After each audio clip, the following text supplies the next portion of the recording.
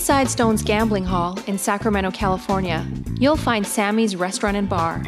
Recognized for its innovative, healthy global cuisine, Sammy's offers menu selections made with local, organic ingredients. Indulgent options like truffle fries, duck tacos, artisan wood-fired pizzas, fresh salads, and more, along with an eclectic selection of craft beers and classic handcrafted cocktails. Plus, with 40 big screen TVs, Sammy's is also the perfect place to catch your favorite game. Satisfy your craving anytime, 24/7, tableside or in the dining room at Sammy's Restaurant and Bar at Stone's Gambling Hall.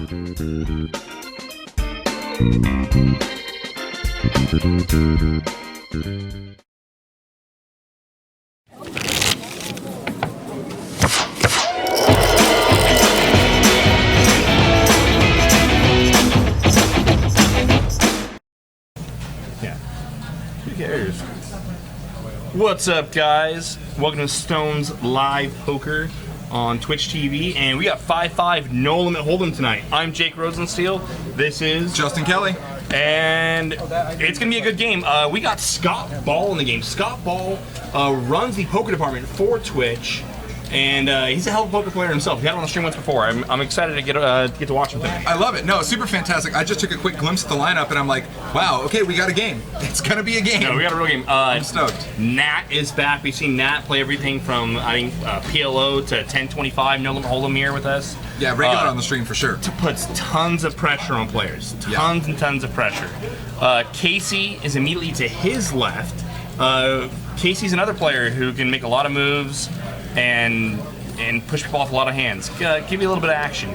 In seat 3 is Reggie. I'm pretty sure I've played with Reggie before. I can't say exactly where, but yeah, it might have been I think I almost want to say it was in a PLO game. Well, we've gotten to this before too. Like the NorCal poker community is really strong. So you see a lot of the same players, and you see them going deep in tournaments, final tables, big cash games, lots of fun. Yeah. Andy M, his first time on the stream. Andy, if I'm not mistaken, he made a really deep run in the inaugural Stones Classic tournament here. I think he made the final table in the inaugural Stones Classic, which we have coming up again, by the way. Yeah. Coming up in a few months. The Fall Classic, get ready, guys. We have a large string of tournaments, lots of guest celebrities. It's going to be a lot of fun. $250K in guarantees for that upcoming tournament series. Right behind him, Mike Postle. What else can you say about Mike Postle? He's done it all, seen it all. And he's a mess, but we love him. A good mess, a good mess. It's a good thing, it's a compliment.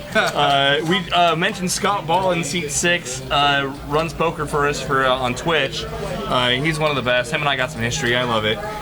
Zach's been hammering these games a lot lately. Zach is a fun player to watch. Absolutely. And I want to say he beat up that 5-10 game, or was it the 5-10 game that it was the 5-10 one, yeah. Oh yeah, good game, good game. A lot of fun to watch. We lost audio. We lose audio, or audio's back? No, we are dialed. And then Jeff Sardell. Jeff Sardell, what do you think? Yeah. Another staple of the local poker community here. Great player, lots of fun to play with at the table. Always a good time. Not afraid to put chips in the pot at all, for sure. And then who could forget, last but not least, in seat 9 there we have Anthony, who has been affectionately dubbed "Call Your Mother." So Anthony is here with us. Always fun. If you catch him in the chat room, you guys see him. He pops in there from time to time as Ant Doom. So yeah, I'm really stoked for how this game is shaping up. What I love about Anthony is Anthony gets involved in these hands. He's a thinking poker player, and gets on these levels, and he'll jump in the chat after some weird hand happens. And look at those stacks. I'm sorry, but those stacks already. 6.3K, 6.2K, 5K. No. If that's, I mean, no, if that's right, I don't think that's right. But if it is I'm not right, buying it yet. It's gonna get crazy. Yeah.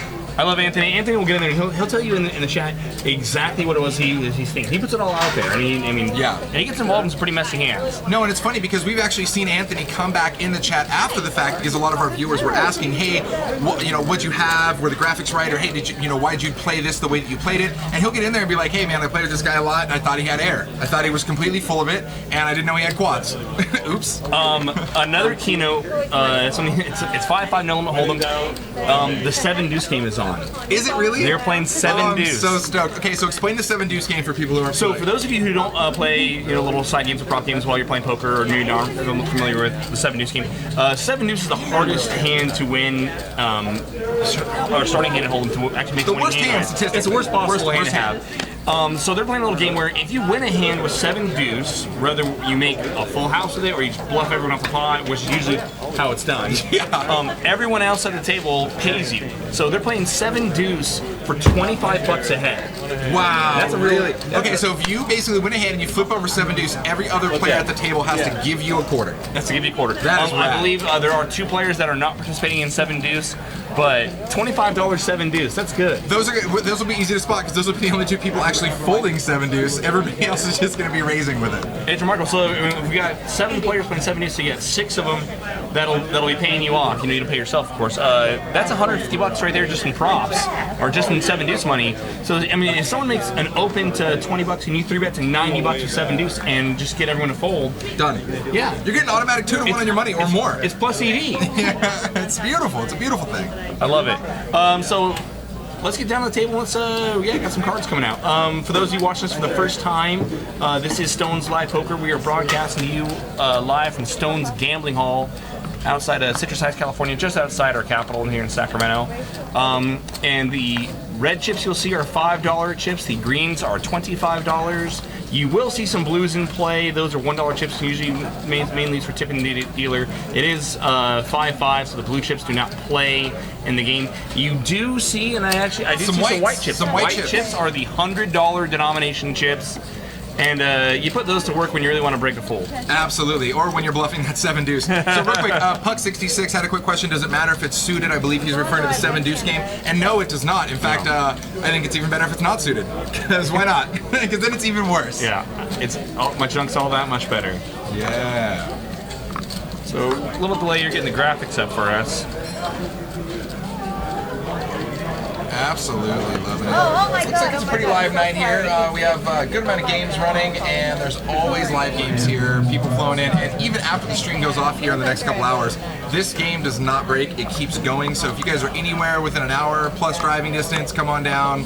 Plenty of action here for sure.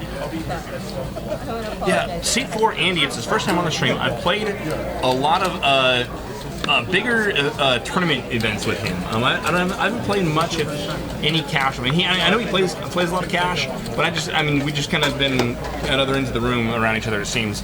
But yeah, he made a real deep run in the inaugural Stones Fall Classic final Here we table go. day. Here's some more accurate chip stacks. Here we go, guys. This is kind of more in the range. So looks like the big stack's sitting around 3K, then 1.8K and 1,300 respectively from there. So it's already a pretty deep game. Yeah, for a 5-5, that's already pretty deep. And as we all seen, religiously on the stream, these stacks increase as time goes on quite rapidly. It is table stakes. You can buy in for up to the biggest stack. When the game starts, it is a 1,000 or 1,500 now. 1,500 or 1,000 other max. I think it's 1,000 max. 1,000, yeah, 1K max, and then after that, table stakes. Yeah. And starting off with that 7 deuce game, I don't know if Jeff Sardell's in it, but he's in the big blind with 7 deuce already, right off the bat. Right off the bat. Put the raise in here. Right off the bat.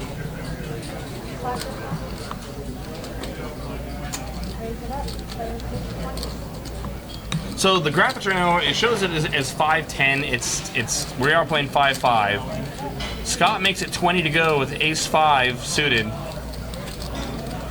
Zach folds.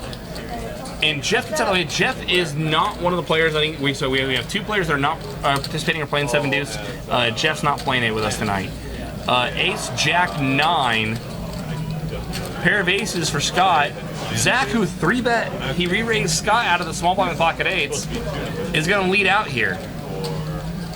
I don't think Scott's interested in folding. Absolutely not. And Scott also has position here, which makes it a real easy, just kind of light call to see what Zach does on the turn. And now the turn, obviously he's still looking for an 8. He misses, but at this point, Zach was the original pre-flop aggressor. He could be representing an ace. An ace with a good kicker is very likely for him to have it here. So let's see what he decides to do. The pot's sitting about 360, and he's going to take another shot at it.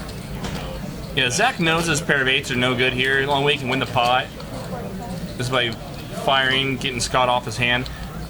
The 7 of spades does complete a flush draw, completes the 10-8 straight draw as well. Hard to put Scott on a hand like 10-8, but it's possible to have it, but... And the pot was 3 and some change. He bet 245. I mean, so far as betting patterns and the way this hand's played out, I mean, he's definitely representing, I have a hand, I have a strong ace, And the problem too is with Scott, he doesn't even have a redraw to a spade either as an out, and so he just doesn't want to get stuck in this pot, and he's going to get out of the way. Scott lets it go. You know, and we can see the graphics. We see Scott actually had the best hand, but long term, I think it's probably a good fold by Scott considering the action. When your opponent re-raises out of one of the blinds, they're generally pretty strong.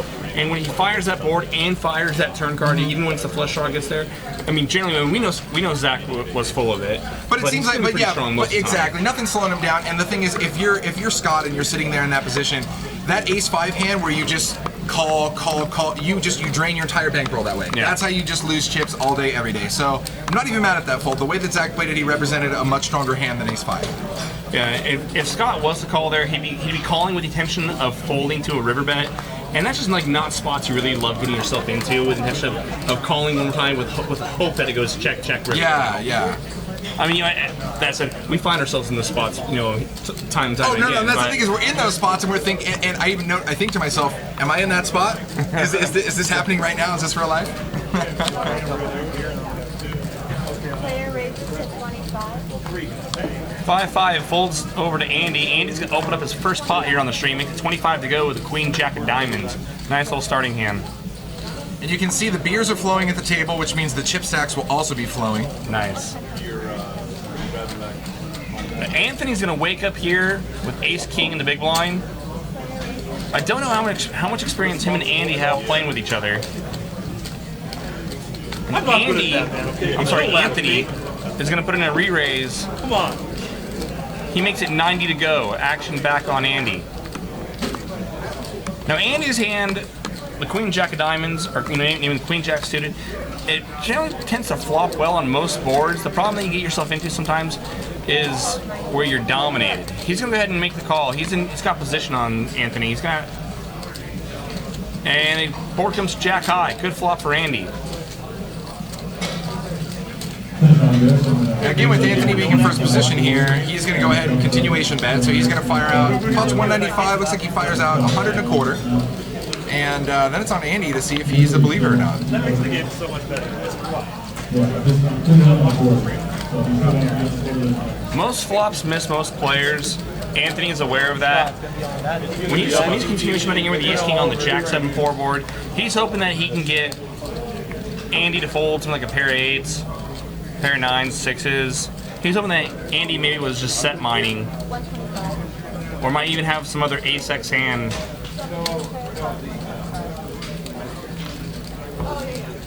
Andy just calls. It's going to turn 2 paired. Now that queen does give Anthony some straight draw.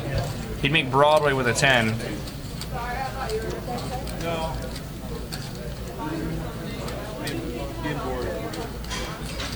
So literally, Anthony has now, guys. If you look at the corner of your monitor there, it shows 4 outs. It shows the 4 10s as his outs. Now, what we do here is we actually also calculate the cards in the muck pile as well. So all 4 10s are live. If somebody had folded a 10, that would actually get pulled out of those number of outs. So nobody even had a 10. So he is drawing to 4 live 10s right here, and that's actually kind of cool because you don't see that all too often. There's 445 in the pot. And Andy's going to go for a little value here. He bets 210, bets about half the pot.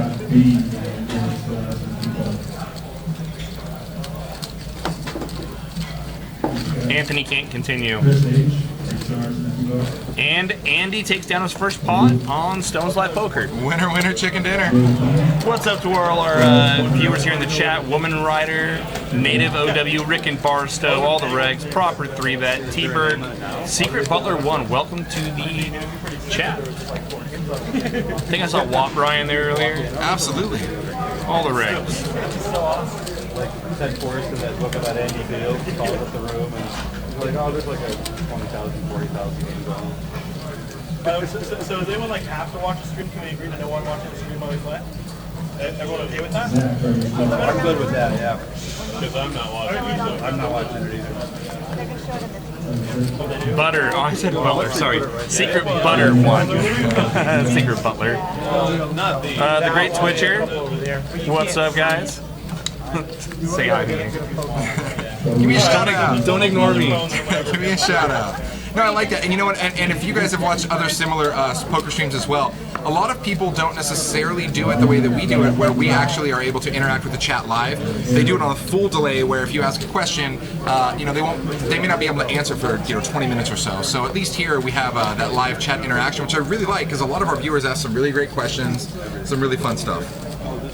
Big flop for Casey. Casey's got the queen 10 of spades. He flops this pair and a flush draw.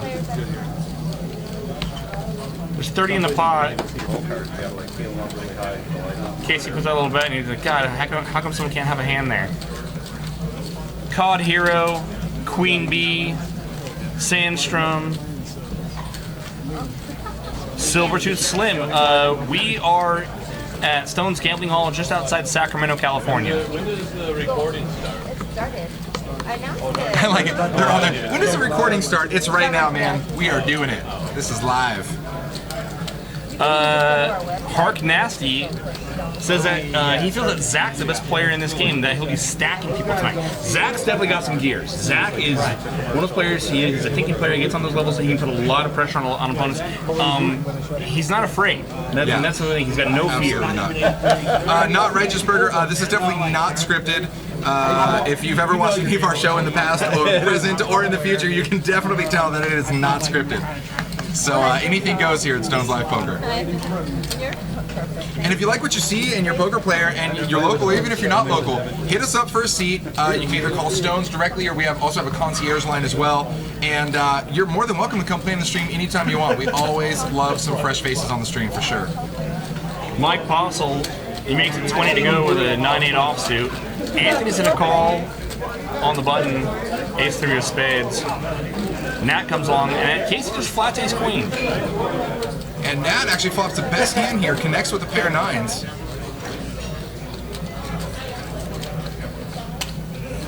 The delay is actually about 20 minutes to 25 minutes, give or take. And so they can stream it in the game, generally, unless we have a really interesting hand. Hand's not going to take more than 20 minutes for sure. And sometimes they do watch it at the table, which brings up another interesting point that we've talked about in the past, which is to be able to see what your opponent had on a hand where you were really curious what they had about 20 minutes ago can also just completely change the way you play against that opponent. And even to level that again, the opponent might know that, and then, so it's really just a changing gears a lot when you're watching some of these streams. So we see Mike here fire another bullet here. He c-bet the flop with his pair of nines. Nat called with a better pair of nines. He had a queen kicker. The king comes off on the turn, completes club draw as well. Nat checks back over to Mike. Mike recognizing that he's probably second best, but that's a pretty good card to bluff at. Fires out another bet, takes down the pot with the second best hand. And that's how you cut a profit, Mike Postle. And that's poker. Yeah. Right there. That's it. Mike's got the greatest stories from all his years and playing in Vegas and online. Oh, I'm sure. And playing in Aruba and everywhere. Just prop bets everywhere. I mean, all sorts of Mike has done it all, seen it all, and there's some stuff I probably can't say on stream. Oh, absolutely, because it's definitely not scripted. We can't say that. But I'll tell you what, it's funny. That's the guy you want to just grab a beer with and say, "Tell me a story." Yeah. Sit around the fire and tell me a story. Tell me a story, Mr. Postle. Tell me how poker was during the boom. Yeah, the Great Twitcher, this is a cash game. This is a 5-5 no-limit cash game. Table stakes, so at any given point, if any one of these players loses their stack, they are more than welcome to buy in for all the way up to the absolute maximum any player has at the table.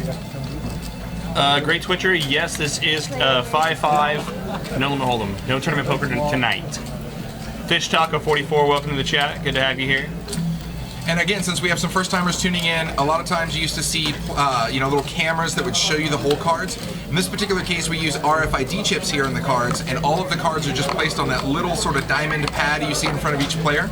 And then that reads all of the cards and shoots that information back to our computer. So fun little hand here. Scott opened up to 20 with the ace-6 suited. Nat on the button, sensing weakness and using the power of position. He re-raises to 90 with the 8-6 off, takes down the pot. Reggie was not so quick to fold the king deuce. I don't know if you noticed that. Normally it wasn't an insta fold. Yeah, where you would think, in a re-raise pot, king deuce really looks like junk. So Reggie might be a little bit tuned into, what Nat's got up his sleeve.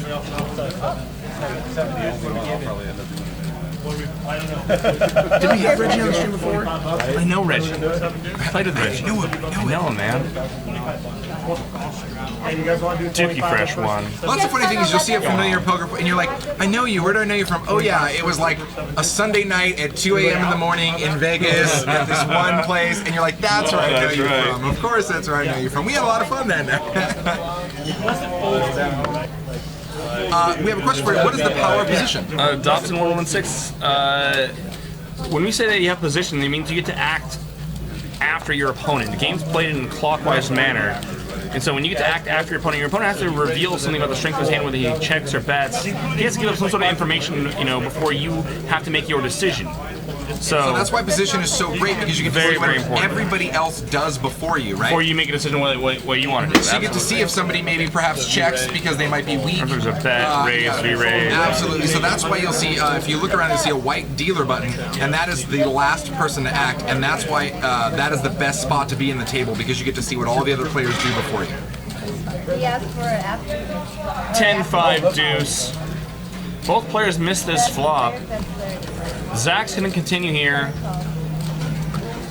And Nat makes a quick call. Nat's going to float him with a king 3. He had backdoor hearts. 10 comes on the turn. And here we go. Here's Nat going to work. He knows that Zach missed, and even though he's got a worse hand, he's going to call the flop, wait for Zach to show weakness, and take it down on the turn. Nat. What a beast. Yeah, and Zach here sitting on the big stack with 3K, almost double Scott B there in second with chips. Sizable stacks here. Okay, so there's $200 and everybody calls and they. And guys, this is no limit, so at any given point, you can basically lose every chip in front of you, or gain every chip in front of you and make some friends. Either way. Now, when we talk about floating, he had talked about floating earlier, and floating is basically, if you want to explain that, it's just calling, essentially. Yeah, calling with nothing. Just calling and seeing what they're going to do next, basically. Yeah. What your opponent could do next. Are they going to bet? Are they going to check? And see what happens. Sometimes you can hit your hand. Sometimes you just wait for your opponent to show weakness. Basically, yeah, it's calling with intention just to kind of see what your opponent's going to do on the next street. Zach's going to make it 30 to go with ace-9 of diamonds, and Nat wants to play hands. He's going to make the call with the 10 deuce of clubs. Oh, look, V-Cross Poker has joined us. Hello. Hello, Val. Val is one of our fellow commentators here as well. Yes! Ironically enough, left her chat checked logged in that she may or may not see later. Oh, God, every time. What's up, guys? I just shoved $5,000. Off my money. All right, and to the flop, looks like we got 5 Jack 9 Rainbow. Zach here is going to connect with his 9. Not much for Nat, and Zach's going to go ahead and fire out right off the bat. Pot's at $80. And Nat's going to float him one time. Now, Nat actually picks up a straight draw here on the turn. If he were to spike an 8, he would actually edge out Zach here in this hand. I think V-Cross Poker just got deleted on accident in the process of cleaning up the chat. Sometimes in the clean up some chat trolls, we delete our own. Oops. All right, so nothing for Nat there on the river. And Zach here with the best hand. Pot's at 160. Zach's going to fire. Looks like Buck 05, and Nat is going to fold. So you're going to see already what Nat's up to tonight. Nat's pretty much making people say, like, hey, like, if you're going to take down a pot, you better have a hand. I'm going to make you prove it on two streets. Exactly. No. And the thing I like about Nat too is that, I mean, he will keep you honest, and he's not afraid to just jam some chips in there. Even if you might have a hand, but it's not very strong, or he senses weakness, he's not afraid to fire out a bet and really make you flip that hand over, for sure. V-Cross Poker got banned? What the hell? No, they said sorry. They'll figure it out here. Okay. No, they'll figure it out. All right. Yeah, that's fine. Whatever. That's a nice way of saying, oh, there you go, she's back. I was like, V-Cross Poker, you're fired. We just ban you in the chat. That's really how you get stuff. Hey, she's back that fast. They fixed it. Oh, come on. Well, you can win. You and Scott now both modeling that awesome Stones hoodie. I left mine at the airport, and I've never worked in Palm Springs. I never worked so hard to call all the lost and founds. They have like 4 different lost and founds department. I'm like, I'm looking for this. You can't miss it. It's this hoodie. It says Stones Gambling Hall right here. You can't miss it. And nobody called me back because somebody took it home because it's really comfortable and awesome. This is a pretty dope hoodie. So the day I got back, I just came in here and I bought another one. Didn't care. Can't be without it. Can't be without it. Jeff's gonna make it 20 to go. Can't see his hand. He's got the cards off the reader. You see those little kind of diamond-shaped objects or markers on the table? That's where the RFID antenna is located underneath the table. So in order for our software to be able to read the cards, you gotta have them over the diamond. And you can, like you see Nat doing. Das Queeler, you were asking why this is 5.5 and not 5.10. We spread a variety of games here. Sometimes we'll stream 5.5, sometimes we do 5.10, sometimes we do 10.25. Tonight we're just happening to do 5.5. Really, there's no other answer than that.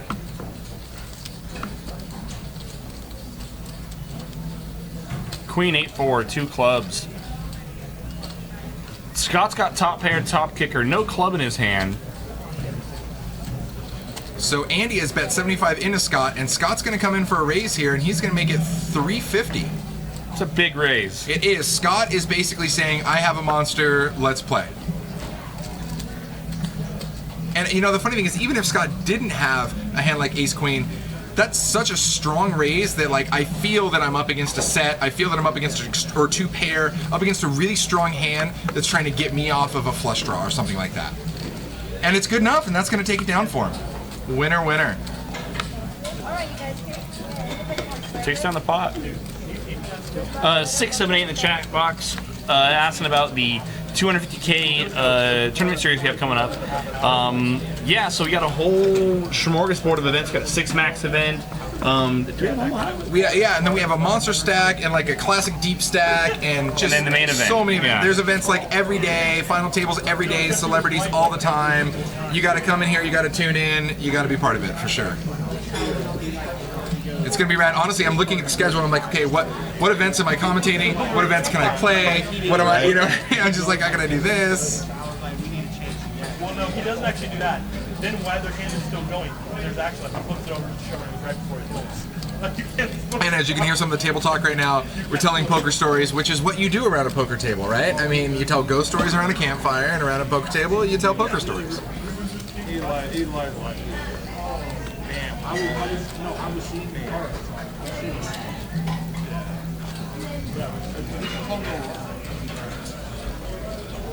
Indica, welcome to the chat.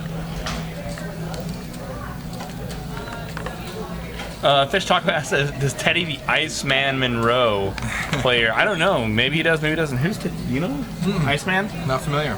Poker players get like so many like nicknames. It's hard to like keep like real names, nicknames, and everyone like people are like, oh, do you know so and so? Like I have no idea who that is, and it turns out like I'm friends with them. I have like no idea. Well, and that's honestly, that's kind of why I stuck with Train, right? Because I'm like, there's like 800 million Justins. I was like, but there's generally like 2 Trains maybe, you know? Like I'll take it, and it's good. You can make fun jokes like when I go until they get derailed, you know, things like that. Oh, it's fun.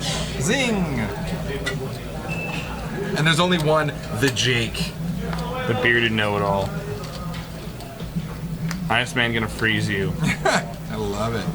All right, so heads up here to the flop. Ace, 9, deuce, rainbow. Nat is gonna connect with his ace. Not much for Zach to work with here.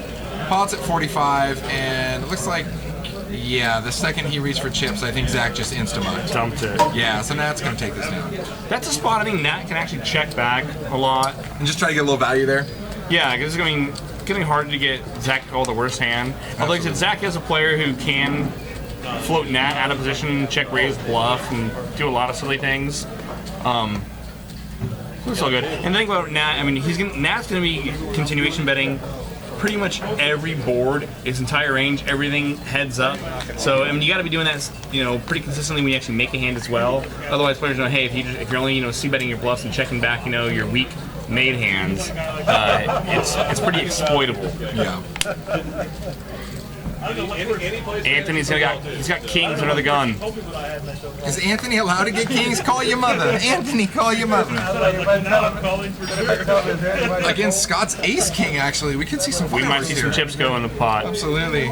Wait, what's your patented phrase? Whee! Mike's gonna go ahead and call with the ace-8, and now here we see. So it's I believe Anthony put in the straddle. Anthony put in a $10 straddle. Oh, great. Mike raised to 30, and Scott puts in the re-raise. Oh, and Anthony's gonna flat call Gonna here just in red. flat with kings. Now this is gonna be interesting, man. If we spike a king on this flop, I mean, if we see an ace, you're not gonna see much from Anthony. But if a king comes out there, expect some fireworks for sure. Mike's got a 4-bet or fold type hand, or sorry, 3-bet or fold type hand. He lets it go. He lets it go. Now this is fun. So Anthony's hand is so disguised here. Nobody puts Anthony on kings. Unfortunately, I don't know if Anthony's going to get much action from Scott here with a jack high board. But did Anthony check over? Anthony Check. Oh wow, sneaky. Board pair the jack here. Scott can call here. Now it's harder for Anthony to have a jack. Absolutely. This actually might be a sweet little value play from Anthony. Oh wow. Wow, he's gonna let it all check through. Check through, and that's and I love it. And if you're Scott, how do you not call that, right? I mean, because unless he has a pocket pair, you got it. Wow, look at him, nice hand. Scott makes a call, nut, no pair. The funny thing is, actually, believe it or not, I mean, I think Anthony, by checking it down, I mean, that's clearly what got Scott to call that bet. I think he actually got decent value there, because otherwise Scott's not going to call him with ace king air. And it's it's a pretty good run out for ace king. You know, when you miss. Not like that.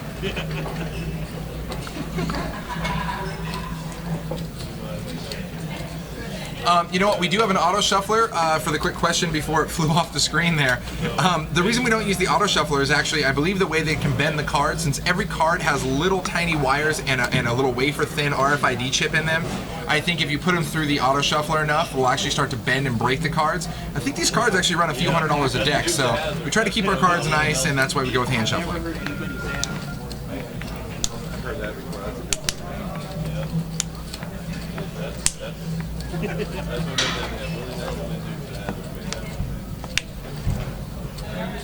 Mike makes it 30 to go out of the hijack. Ace jack of hearts. Zach puts in a re-raise here with a 40 of clubs.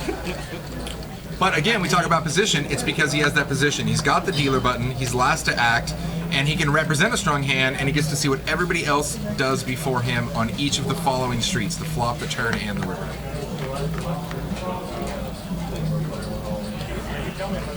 Boom, deuce, 6, jack, 2 diamonds out there, nobody with a diamond. So Zach does connect with a deuce, but Mike P over here, Mike Postle actually connects with top pair and top kicker.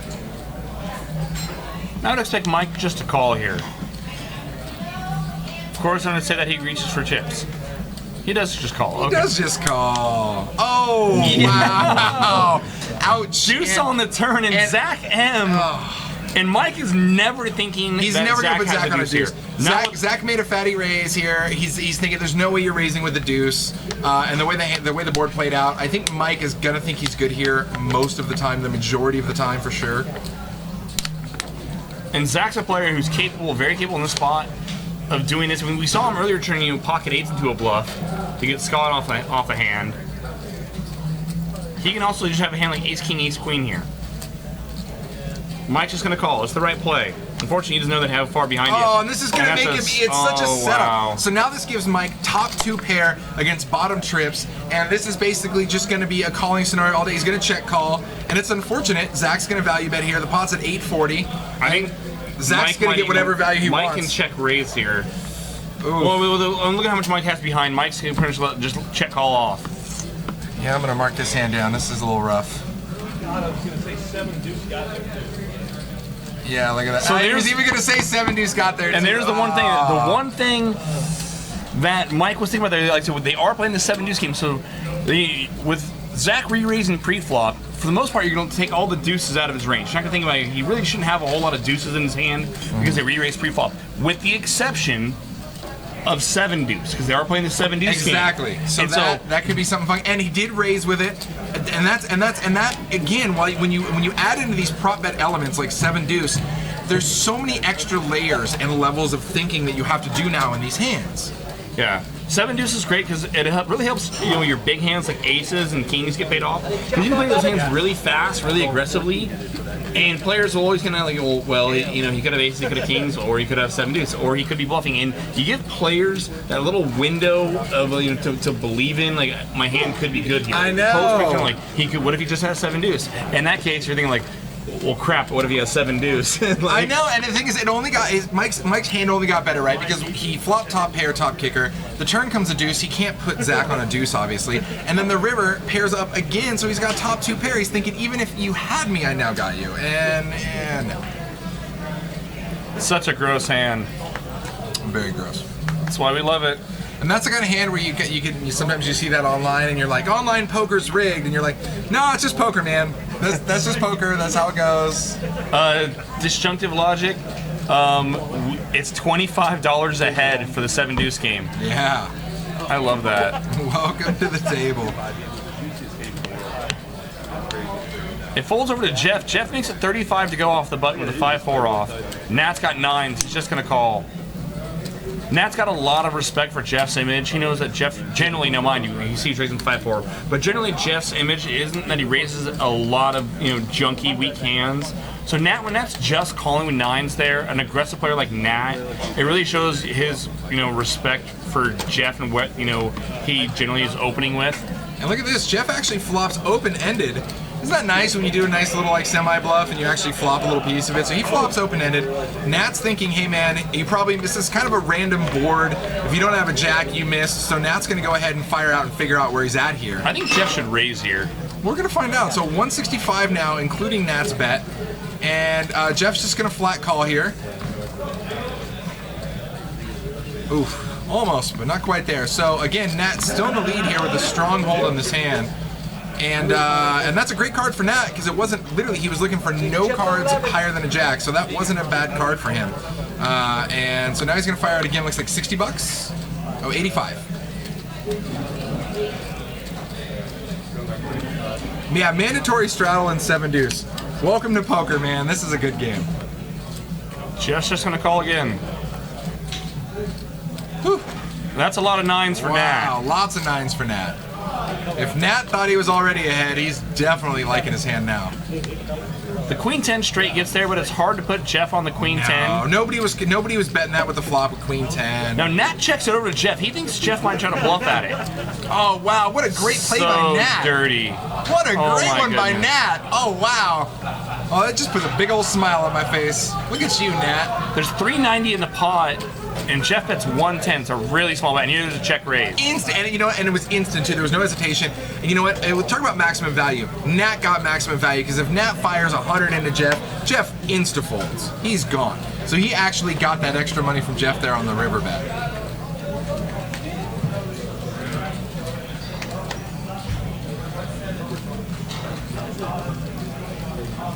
Nat makes it 525. Now Jeff's posturing here. Yeah, Jeff doesn't have enough money behind to re-raise to try to re-bluff here, so he's just trying to save a little face. And we've all done this. So guys, basically, sometimes you get caught with your hand in the cookie jar, and essentially what happens is somebody makes a big bet on you, and you know they have you beat, but you got to sit there and at least pretend like you have a tough decision sometimes, and you just got to do it, right? You know what I mean? And that's poker. That's how it is. It's an interesting line that Nat took there with the 9s on a jack-high board, going bet, bet, bet. Now obviously, or bet, bet, check, raise. We know his, what he does is doing on the river once he hits a set of 9s. No, I love that. I love that he fires when technically he could be weak. He fires twice, and then once he gets there, he checks. I mean, I love it. I loved it. I absolutely loved it. Nat's one of those players, man. And so we talked, or mentioned earlier, about poker being a positional game, and it's going to really make life hard for Anthony there in seat 9, because he's got Nat directly on his left, and Casey for that matter as well. Two players that are very, very capable of making moves and putting pressure on you.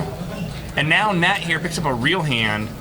He's got pocket queens, makes it 35 to go. And we saw Reggie earlier hesitant to fold a hand to Nat at all. It was to Nat, yeah. Now, and you see him here defending the Jack 6. He thinks Nat is super, super wide here. And again, this could be one of those scenarios where you don't know. Nat and Reggie could have some history where Reggie can know that Nat could be a bit of a loose player and not afraid to just kind of splash around and say, you know what, I'm going to look you up and just see if I can outplay you some of these pots.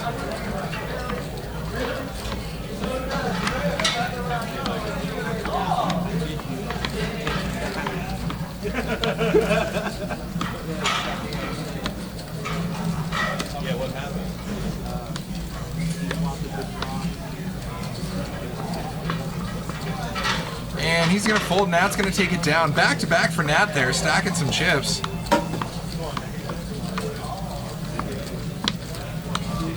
And as you can see, those chip stacks are already increasing pretty quick here. So Zach approaching almost 4K already.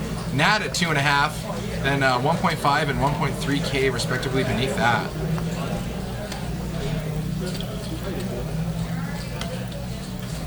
Min and max buy-in for this game. I think we thought the max was 1,000. I believe so. But now it's table stakes. The max is only 1,000 to start. Literally, if you get felted the very next hand and somebody has $1,010, you can now buy in for that. So you can always buy in for the max. I believe the minimum, nobody really does it here, but I think the minimum, what, $100 or something, $50, maybe 100. I mean, people buy in for the minimum at some of the smaller games when you're just learning, or you're basically stretching your dollar. But at a game like this, these guys have played. They know what they're doing. Nobody's going to sit here and buy in for $42 and try to make it happen. I would just go in and shoot it all. $40 bucks. Let's see. Let's make it happen. Triple up. Triple up.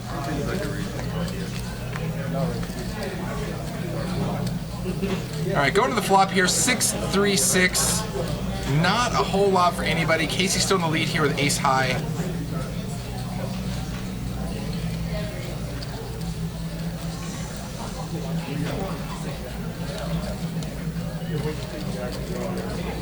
And Casey connects with his ace here on the turn.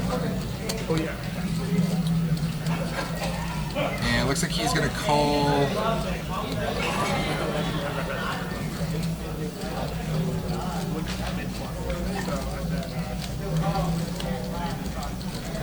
And Casey wakes up with 3 pair. Now, for those of you who are just tuning in who may not be too familiar with poker, you can only use your best 5 cards. So even though he has aces, 5s, and 6s, really only the best hand plays, which is going to be aces and 6s. Nat finally gives up. Case takes on the pot. 6, 7, 8. Thank you for the compliment. Can't get up or stream's too awesome. Thankfully, he has a Gatorade bottle, so he doesn't have to move. So Mike is reloaded. Guys, if you're just tuning in for the first time, you like what you see, it's always interesting, always entertaining here on Stone's Live Poker. Click the heart in the bottom left there and subscribe. You'll get a little notification every time we go live. We broadcast at least twice a week on Mondays and Wednesdays, and then when we have tournament series and other special events going on, we always broadcast those live, final tables, etc., which is great because come in, play a tournament, make a final table, and boom, you're live. You're on the stream. You can tell some friends to tune in. Always good times. So I can't tell if Mike raised here the table or he's put a straddle in. I'd be led to believe that he put a straddle in. And Scott is actually the one opening up the action. Scott makes it 40 to go with pocket jacks. Nat's going to make the call. Now Reggie. Reggie has a 7 deuce. Oh, I'm so excited. Remember, it's $25 ahead of 7 deuce. 2 players not playing, so six other players are. And Reggie's just gonna call. Mind you, the one variable, you have to see a flop. And with 7 deuce? With a 7 deuce. So you can't take it down pre-flop. You can't just shove all in. You can't just bomb it. Okay, no. Okay. I like that. No, I like that. Honestly, and that's why I prefer to play with 7 deuce. It makes you actually have to play poker and make a move on someone when there's a board out there and someone can connect. I like that. Now Reggie hits a pair of 7s here. He might be thinking about just leading this here. If I was Reggie and I was trying to get that extra money, I might actually be more inclined to go for a check raise. It's going to look a little stronger. The problem is multi-way, Queen 10-7 is a very coordinated board. There's 2 clubs out there, straight draws, flush draws. But that's the line Reggie's going to take. He's just going to fire right out at it.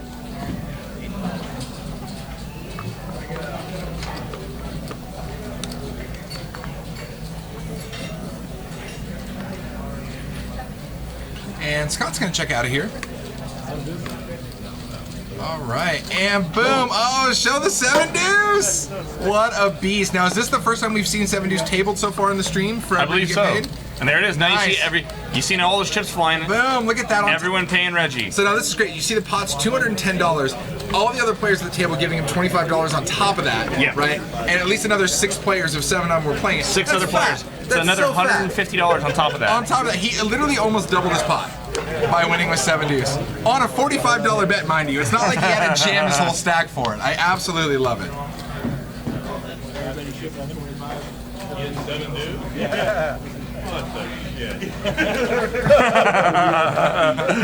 And Mike's got to pay off. Snap on the jacks. Oh man. You had I actually had 9. So. Like, I'm trying to play it off like. Wow, Randy's about to make it look so stupid. So yeah, so he just holds 40 and leads out So into all of us. the game's 5-5, and it looks like they are playing with a $10 straddle. Scott's got the straddle on, so now it's 10 to call. So the game's playing 5-5-10. I know now you realize that. Why'd you roll? Deuce 5 twice, Deuce 6. Nash is gonna call. That's what I love. It's like Everyone's limping a along. normal game is never a normal game here, right? Never. So it's 5-5 plus a live straddle plus a 7 deuce prop bet plus whatever else plus if I win the big pot I'll buy you drinks. I mean, like it's just a good time. It's a big fun affair.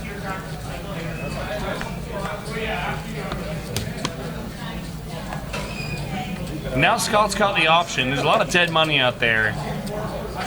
He's got a hand that he wants to see a flop with. Checks his option. We go 5 away to the flop. So here's fun. So no, we actually have several flush draws here. We have a jack high flush draw along with a 4 high flush draw as well. So if hearts do get there, it could see some fireworks here. Not that Postle's going to get out of control here. Andy's gonna bet right out at it. Bets 30. Mike makes a quick call.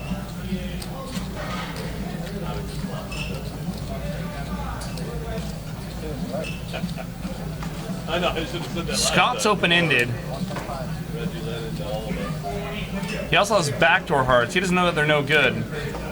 But he makes it 125 to go with his open-ended straight draw. Now Casey, who's seen a bet, a call, and a raise in front of him, he's got top pair. And you generally, to feel confident about your hand, you don't really want to see that much action in front of you. But that's when we talk about the power position. So if Casey was beat here, this is, I mean, a way that he can actually get away from the hand by seeing all this action in front of him. And I wouldn't be surprised to see Casey just fold. So it's actually funny because not only does Andy actually have a flush draw with a straight draw, Casey also has, with his top pair, also has a straight draw as well. So I don't know. I mean, this is going to be interesting. And Casey's And there actually we going to go. let it go. He's going to let it go. And it was obviously the raise by Scott that did it. With a bet and a raise in front of him, it's easy for Casey to be beat right there. People like, so once we can see the cards, you know, we might, or people that are watching might question why God, how can you throw away that hand? But you got to think about what are the worst hands that players can have ahead of you. Now another king comes off. Now Casey might be kicking himself because now it's so much less likely that someone has a king. He still loses to Queen Jack. Yeah. And it is, and honestly, when a board pair comes, Nines, when you're drawing tens. for a flush, you're drawing for a straight, it's always a scare card as well. Because at that point, even if you hit your hand, it's not like it's necessarily going to be the best hand at that point, because it's very easy for that same card to make somebody else's full house and just crush you. Scott Rivers a pair here. Mike, who missed his flush draw. Now we saw Mike make a huge bluff in the, I think it was the, what was it, the 1-3 game, the Veronica and Friends game. And he gets Scott off the best hand. And yeah, Mike's doing it right now. Take it down with 4 high, Mr. Mike Postle. When in doubt and you miss your draw, just go ahead and bet it like you got it anyways. Just fire. Yeah, why not? And like you said, I think Casey's sitting here fully king queen thinking, nice bet, Mike. I know, nice bet, Mike. I know I had that king and you didn't.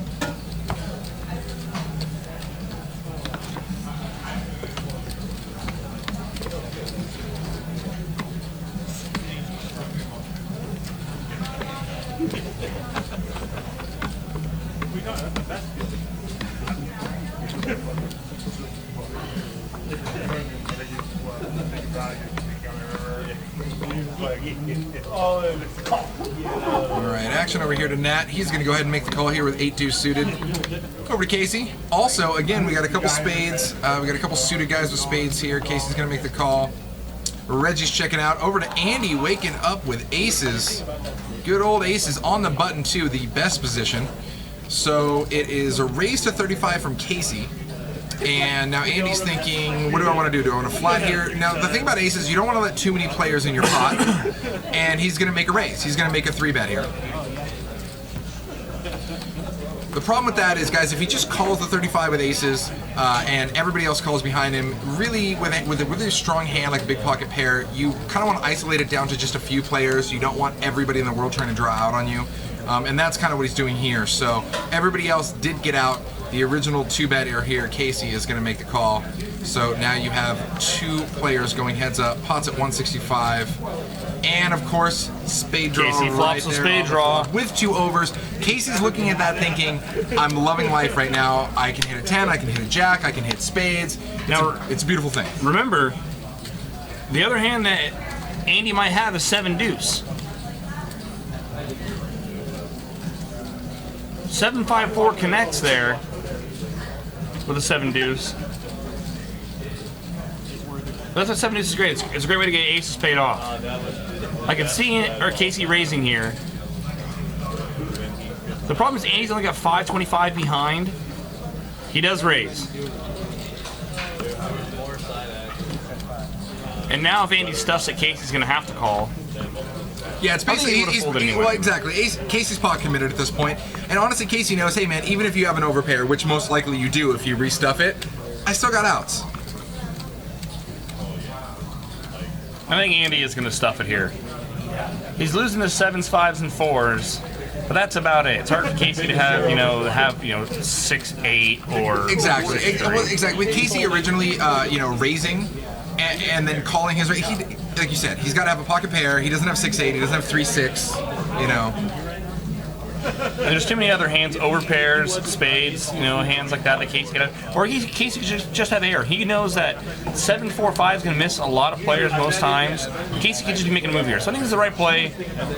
Andy's not going to second guess himself. He's going to stuff it with the aces. I love 6, 7, 8. He's like, Andy's range is ace, ace, or 7 deuce. Polarization to the max. It's super polarized. And now Casey, I don't think was going to fold much anyway, but he's definitely priced into a call now. So we're gonna add up this pot here, and Casey's gonna find out. Casey's got a call. Oh yeah. He just wants to know how much it is. 370 more to call. There's 1,200 in the pot. Casey's getting more than the right odds to call here. He knows it. Yeah, it's nothing. It's nothing to call. Is it like $50 or something for him to call? It's nothing relative to the Now pot size. they can run it more than once. Oh wow, look at that. Now we can't even get the 5 of spades. Oh, and it's good. Aces were good. They are good. Take it down. So nice They run it sizable, once or twice. $1,500 pot right there.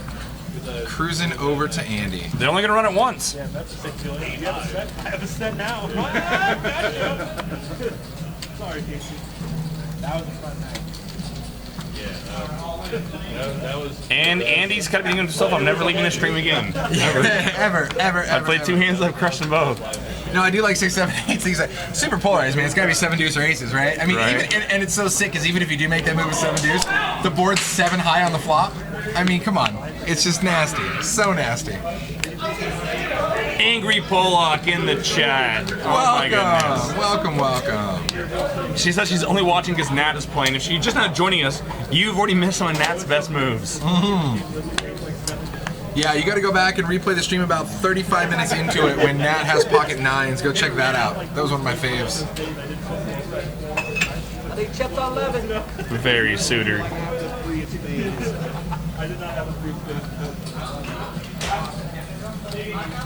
Nat. What a beast.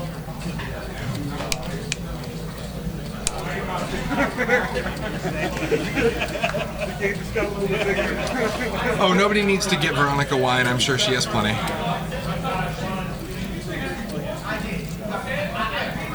Folds to the blinds. Scott's not one to chop. Opens up the pot.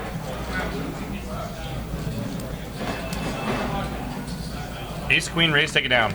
And Jeff over here. No, Jeff came in. With the mystery hand, he says, nope. Oh, there it is, 8-5. We just got his cards on the reader there. So Jeff had the straddle on. Ace, king, deuce. So good flop for Scott here. Good check by Scott. Absolutely. So he checks right there. Checks right behind. Let's see, Jeff. Oh, there we go. So Scott first. Now he's gonna fire. Yeah, Scott's gonna start getting some money in the pot. He's not really ambitious about this hand. He knows it's really gonna be hard for him to get called by worse hands. Might hopefully get called by a king here that might have checked back the flop for pot control. But Scott pretty much knows once Jeff checks back, the hand's pretty much gonna be over a very high percentage of the time. He says crushed and he showed the queen. I love it. He says crushed, he just shows the queen. Yes. He's like, here's my nut no pair, super crushed. Scott's got the sickness. I love it. Love it. Angry Pollock, yes, they are playing 7 deuce. $25 ahead for 7 deuce. And they're doing a live $10 straddle every hand. So this is a 5-5-10 game with a 7 deuce $25 prop bet. Welcome to Stones Live, everybody. I can't wait for Nat to get 7 deuce. I just want to see how Nat's going to tune 7 deuce. Oh yeah, that doesn't care. Yeah, so far I believe our only 7 deuce winner over there is Reggie in C3, and he scooped a $210 pot plus the 7 deuce, which was another $1.25 at least. So he was rolling deep. And what I love about the way that they're playing 7 deuce is you have to see a flop with it. Otherwise, when you play without a right. mandatory flop, people just bomb pre-flop. It's huge, right? And it just, I And don't you know. talk about polarized. It's you got kings or 7 deuce. It's aces 7 deuce. The same thing. Yeah, I'd much rather make someone play poker and try to like win a hand, actually, seeing a board, putting someone on a range of hands, and then getting someone off. Twinkies22, to answer your question, you don't even have to be at Stones to play this game. You can just go ahead and call Stones, go ahead and ask for the poker room, or we also have a poker concierge number that will get you right in this game, and we live stream every Monday and Wednesday night. So come on down and pick a game you like and hop on the stream. V-Cross Poker, yes, there are 2 people that are not playing 7 deuce. I believe it's seed 8 and 9. I believe Jeff and Anthony are not playing the 7 deuce game. Scott, open up the ace king. Oh, Anthony's not playing it. He needs to call his mother. All right, so Scott here with top. Jeff with pocket threes. That 7's not a great card for Scott. It's going to hit a lot of the stuff that Jeff might check call with on the flop. Scott's still hoping he can get paid by a worse ace, maybe get paid by diamonds. Maybe a hand like 8-9 might have picked up a straight draw to go along with pair, might keep him in the hand. Scott bets 90. I don't think he's getting any more action from Jeff though.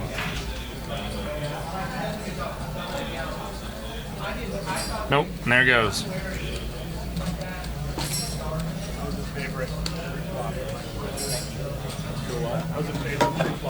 Versus me, absolutely. No, actually, Oh, because, okay. I love Zach's hitting almost 4K deep in a 5-5 game. Yeah, I want to relive this game. So guys, we're gonna quick second here. Some of the awesome tournaments coming up. We already talked about the Stones Poker Fall Classic, I believe. Yes. So lots of great events there. We also have the Twitter roll coming up, which is really, really cool. You basically come in here, you go to the cage, you buy into the tournament, you pretty much show them that you subscribe to Stones and some of our tournament directors on Twitter, and you get a super subsidized buy-in. Was it like 25, 35 bucks? It was really cheap, right? Yeah, small $25, $35. Yeah, $35 buy-in. we'll post the stats here in the chat, but basically it's a really, really small buy-in, and the house actually adds $10,000 to the prize pool. Yep. Just for following them on Twitter. So that is a great tournament. Talk about positive EV. Right? Free money, you can't pass on it. Free money, there you go. $10,000 prize pool by Stones Gambling Hall, and there's all the info right there for you.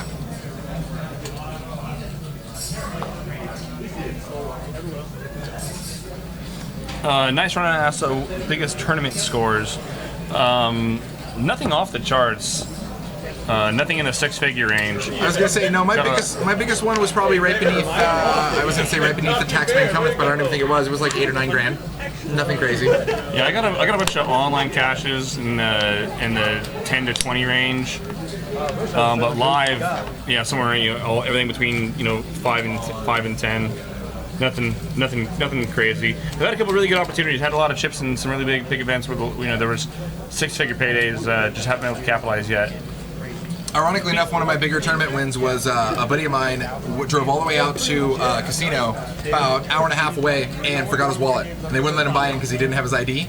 He's like, hey, could you bring me my ID? I was like, only if you buy it to cover half my buy-in.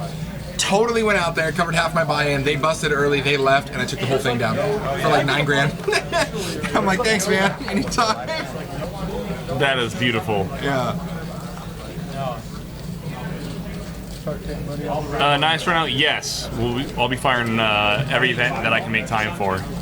And the event that we're all, Justin, Veronica, myself, Val, we're all scheduled to commentate the final tables of these events that we have coming up. That's of course pending that we don't make the final table ourselves. Which has definitely happened in the past multiple times, actually. Absolutely. Mike's got pocket kings. He makes it 30 to go. The game's still playing 5-5-10. Casey's now going to wake up in the straddle. I'm sorry, first. Zach put in a 3-bet out of the cutoff. So Mike makes it 30 to go with kings. Zach picks up 9s and makes it 135. Now Nat has the 7 deuce. Here we go. Oh gosh, I'm just gonna love this. Oh yeah. Now remember though, and this is a sick part. You gotta see Even a if you flop. took it down right, you have to see a flop. And so, honestly, I don't think Nat cares about that right now. Nat just thinks there's weakness and I can win. And now Absolutely. Casey's got ace-jack suited, and with a raise, re-raise, and a 4-bet in front of him, ace-jack really looks speculative. Oh yeah. And I think Casey's he's got a pretty easy fold here. And the one thing going through his mind is, what if Nat just has 7 deuce? Can I 5-bet shove ace-jack profitably? I don't think so. And now Mike's gonna stuff it with the kings. No miracles, please. No miracles, please. Listen to Mike B. Oh, Nat might man. call. Nat's getting priced. Honestly, and the thing is, if Nat has already priced himself in, 7 dudes. How much more is he it? look, he even said he knows it. He knows it. $500. I love it. Yeah! I'm pretty sure that they had there was a flop qualifier. Well, it's no secret I thought what I got. so. I might be wrong about that. That's so sick. I thought It's so sick. I thought I was told that there was a flop qualifier for the 7 deuce. In which case Nats plays a little funky. This is Just yeah. I actually wanted to bowl. and right now Nat's doing the math. Nat's thinking like, God, 445 more. He's like, and I might be getting the right price. He's like, God, I'm already getting more than 3 to 1 of my money. Like, do I do this here? Do I really do this? If Mike's got a pair, Nat can fold. If he thinks that Mike's got ace king, ace queen here, sometimes in the spot. Nat's got to know Mike has a pair. Nat, I mean, he's got to know he has at least jacks or better, at least. But he just might be sick enough, depending on how his whole bankroll is looking, to actually make this call. And like I said, Nat's not Hollywooding. He already told everyone that he has the 7 deuce. Nat's actually debating whether or not he just wants to break Mike's heart. That's all it is. Oh man. You're gonna make. Oh man. So Oh my nasty. God. I actually feel pretty confident. T-Bridges the math is really. Do I really need 445? Oh man. He might. So He's nasty. cutting it out to go. Oh my God. It's so nasty. I love it. And everybody here is like, wow, we're with you either way.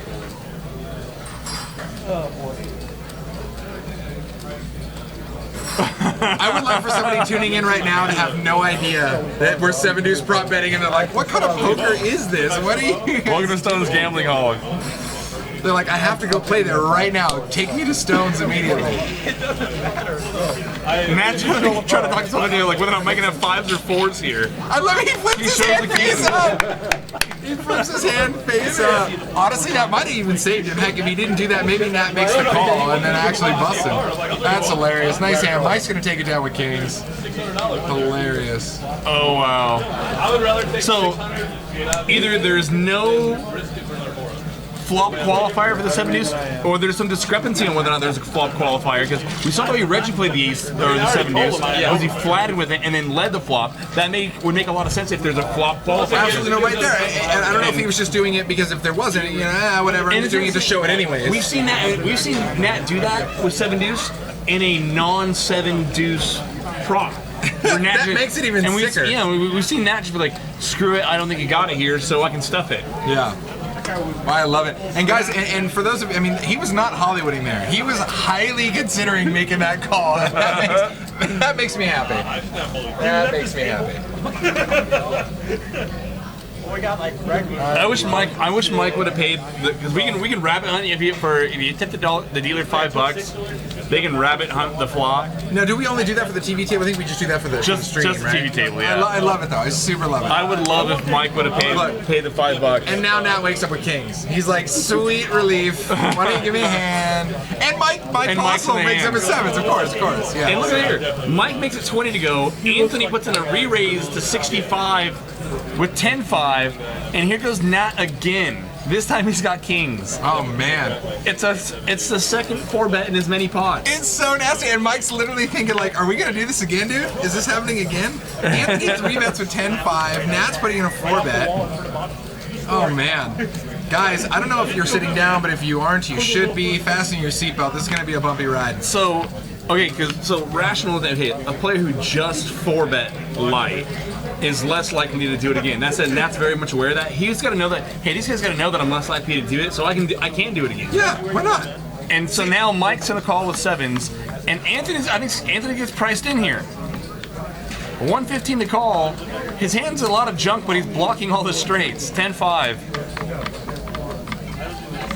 He's got clubs. I love it. What a And here hot we mess. go. I'm just watching like fireworks. It's like 4th of July, like just a little late. I love that Anthony with a 10-5er gets priced in the flatting a 4-bet. This is great. So gross. This is so great. Nah. Boom, and Anthony gets a small piece of it, but nothing for kings or 7s here. So Jack, Queen, 5 on the flop, 2 hearts. Really, the only person who even has a heart is Nat with running hearts, but he's not going anywhere. So Nat first to act here, and he's definitely going to put some pressure into this pot. Looks like 200 and some change, maybe at least. Pot's at 410 currently.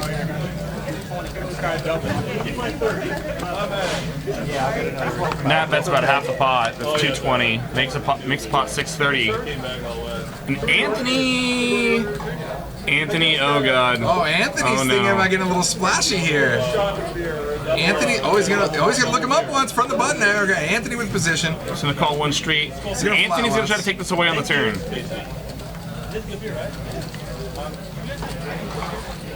Alrighty. 6 on the turn, completes nothing. Doesn't help anybody, doesn't actually complete any sort of draws either. Nat checks. I like this check by Nat. Nat's been known Wow, to do this. Anthony checks back. I really thought Anthony would have just let it take it Fire. away. Oh, and of course Nat gets there. Wow. I figured I expected Nat to get a set first before he checks, just like he did with the 9s. And now after Anthony checks back the turn, there's no way Nat can let this hand check through. He's gonna lead the river. He's hoping that Anthony's got like ace queen here. Yeah.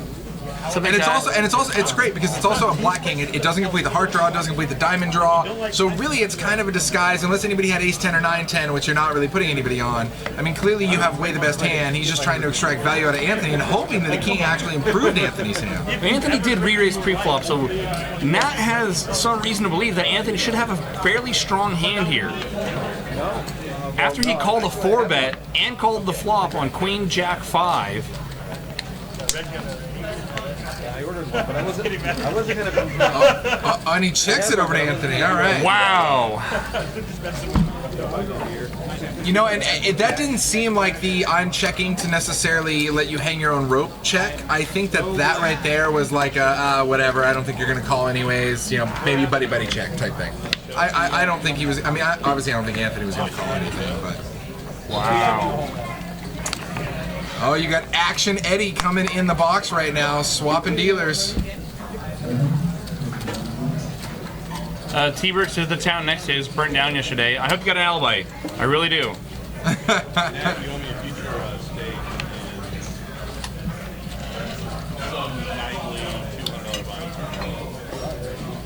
Apparently there's a room for rent in Angry Pollack's house there for $5K a month. It's a good deal. It's a good deal if you're commuting to Silicon Valley, I guess.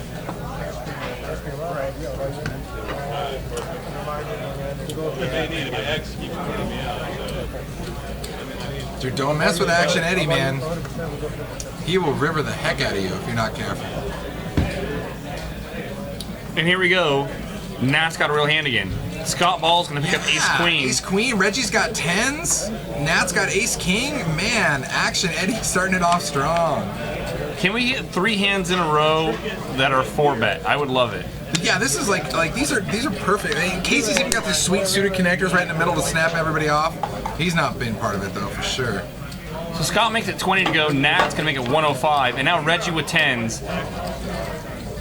Tell me that we're gonna have 3 hands in a row that are 4-bet. I would love it. I don't think Reggie's gonna 4-bet it. Do you? Maybe he just flats here. Oh, he's folding completely. Wow, cold fold from Reggie.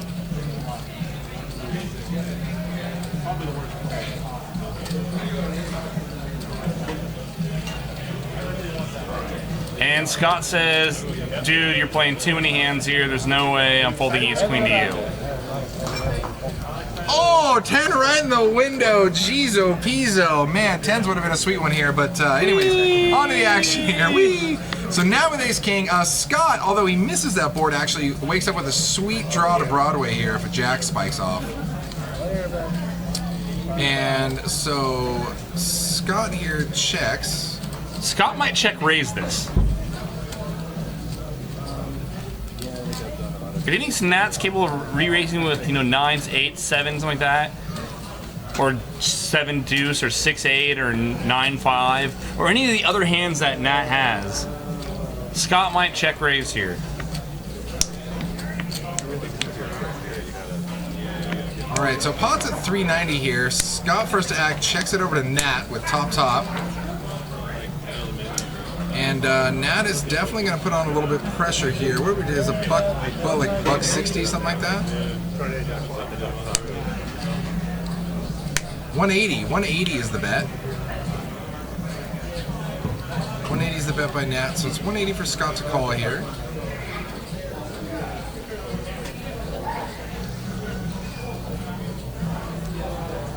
$570 in the pot. So he's getting about 3-1 on his money. Scott's pretty much sitting here with like nut no pair, but he's thinking, hey, you know what? If he doesn't have a king, maybe maybe my queen is good. Hopefully my ace is good. Otherwise, I make jack and make nutter ball. But again, it's tougher to draw towards those straight and flush hands when the board's already paired as well, for fear of a full house.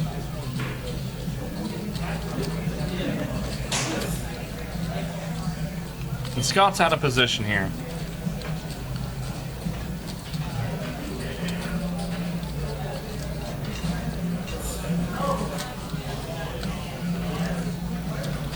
He's gonna make the call. Just a rolling chip call, what we like to call that.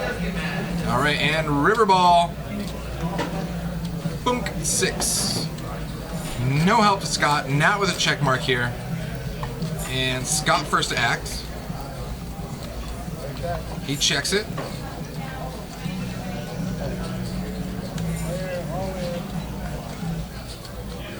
And Nat jams. Insta jams. Wow, crazy polarized bet size in here by Nat. That is a very large bet. I mean, relative to the pot, especially considering, see, now I had to look back at Scott's stack thinking like, okay, maybe Scott's short stack, but Scott still has, 1,100. And for Nat to make that Nat to make that bet with just ace king, I mean, that's an interesting bet right there. Oh, did you hear? He said deuce 7 even makes more sense to me now because that is such a crazy large bet.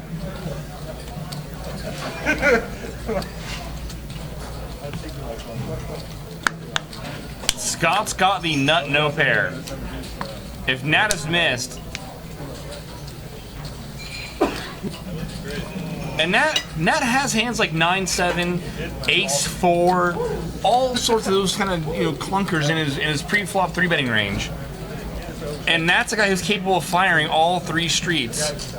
And after Scott's hesitation to call on the turn might have given Nat the motivation to bluff. I mean, the opening to fire. And now Scott's got to be wondering about that. Like, well, God, I took so long to call on the turn. Maybe this guy, that's all the motivation he needed to bluff the river. Yeah. And Nat's got nothing but value. And honestly, Scott's taking so long here to fold. Nat's thinking like, crap, does he have a 5? Like, could he actually might have me beat right here? Or like, I mean, because at first I think Nat obviously making that bet might have thought he'd clearly have the best hand, but because Scott's taking a while, Nat's thinking like, really? Is this kind of where we're at in this hand right here? I think if Scott had any pair, king queen, something like that. I mean, even a hand like ace 10, jack 10. Well, I think Scott would have called. Really? I think he'd be making the same posturing right here.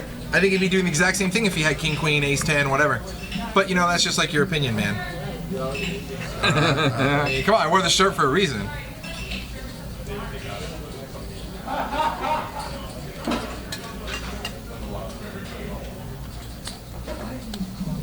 Scott's thinking this one through. Now Scott's really, I mean, at this point, Scott's pretty much thinking, the only thing Scott can really beat is just a stone cold bluff. But there's not really a huge draw on the flop other than like jack queen. There wasn't really a flush draw. You hear Scott say here. Scott made a mention like that. Either he said there was you smiled on the turn right before I called. Scott's live read almost had him making a call there. Nat doesn't show, and Scott's gonna be wondering about that one for a while. Well, until now, until he sees it 20 minutes later. Now he's just like, now Scott's like, oh, thank God. I'm glad I super got away. God. I did not want to make that call at all. Somebody had mentioning the rolling carts that are going around. Yeah, if you guys haven't been here before, Sammy's is the restaurant here that serves all the food. It's absolutely fantastic. I really have never had a bad item on the menu. And if you order from the poker side over here and you're playing, you get great deals, great food discounts. I think it's like 40% off all the normal food. Drinks and cocktails are always happy hour prices.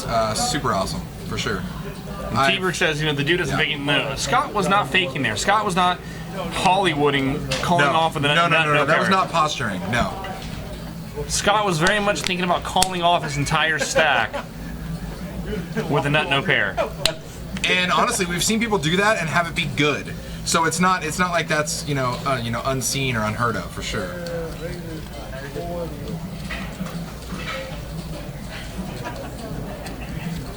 And we'll go all back to it. Don Hardy says, I still can't believe the other guy folded 10s. I know, right? And that's the funny thing is, so if 10s would have been in there, if he just would have flat called that, right? How different would that entire hand have played out? I mean, the whole thing. I mean, obviously he would have crushed and won it, but just as far as the betting pattern goes, that just would have been a roller coaster I don't think experience. Scott sees the turn if Reggie calls. Yeah.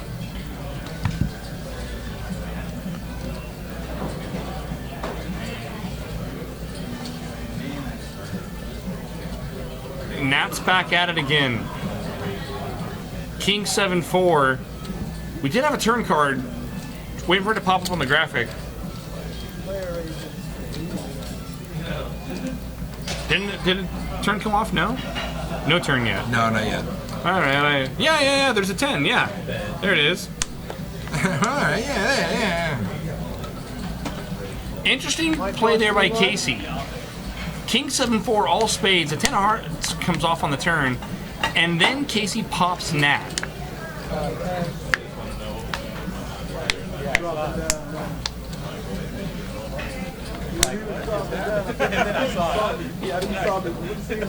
Goat Boat 8, what's going on? Welcome to the chat. Don Hardy, Cool Breeze, Angry Pollock,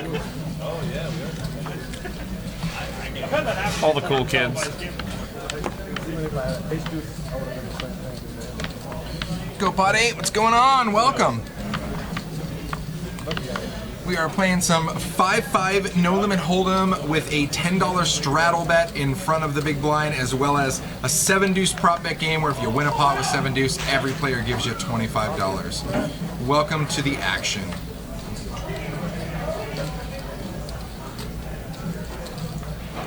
Look at this, 4 players going to the flop. Bingo bango, all spades, 7-9 jack. Look at Scott's this. got the 8 of spades He's here. the only player with a spade, and he hits top pair, so Scott way in the lead here. It checks through, the ace comes off on the turn. Checks through again. Now Scott's comfortable.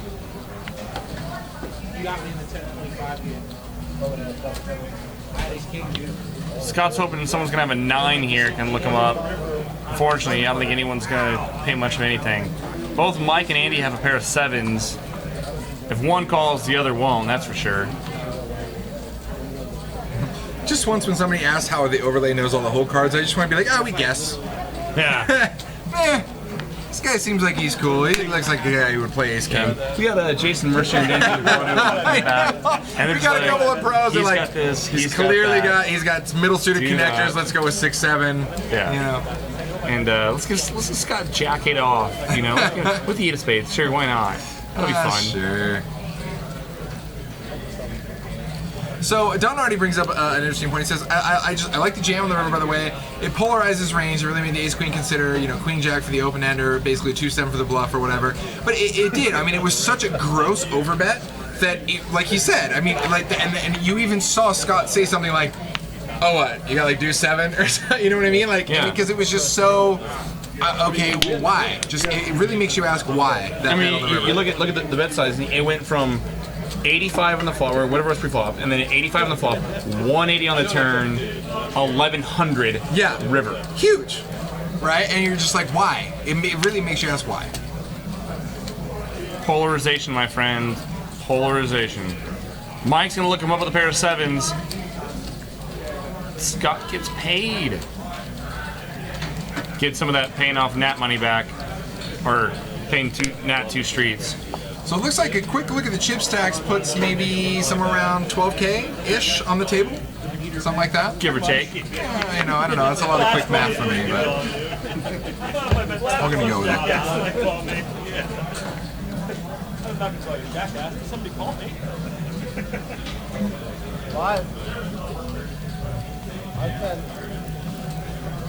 Live 10. No surprise there. And Jeff's gonna pick up Ace Jack here, effectively under the gun. And he's just gonna call. Yeah. That's why playing 7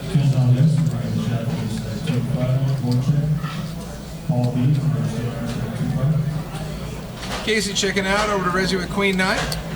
And he's gonna come in for the 10 bucks. And Andy with a couple of mystery cards. Oh, there you go. King Queen on the button for Andy. Wouldn't be surprised if we saw a little pump here, and we do. It looks like, what, 70? I think it was almost 60 bucks. I don't see it leaning towards a little bit larger size in there. It's just, I mean, there's so much dead money out there. Yeah. Well, you know, and you know, you're gonna get Jeff here, limps in first position too. That could have been a considering factor here, but he's gonna call. Now it's gonna make the call. And now Reggie's priced in, it looks like, almost. Yep, here it comes. All right, Reggie's coming in. All right. So now you got a juicy little pot here, 260 to start.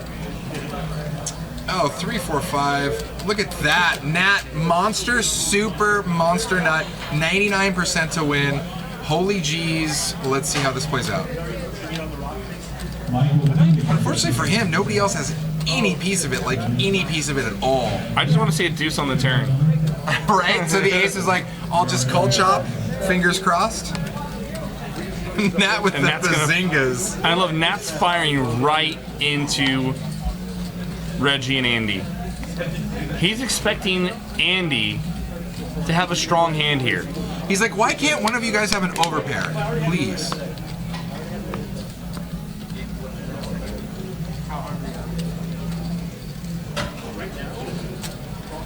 Oh god, and Andy calls drawing dead.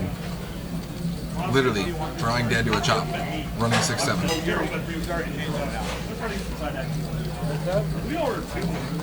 So if 6 or 7 has a peel off, he's completely toast. Toasto.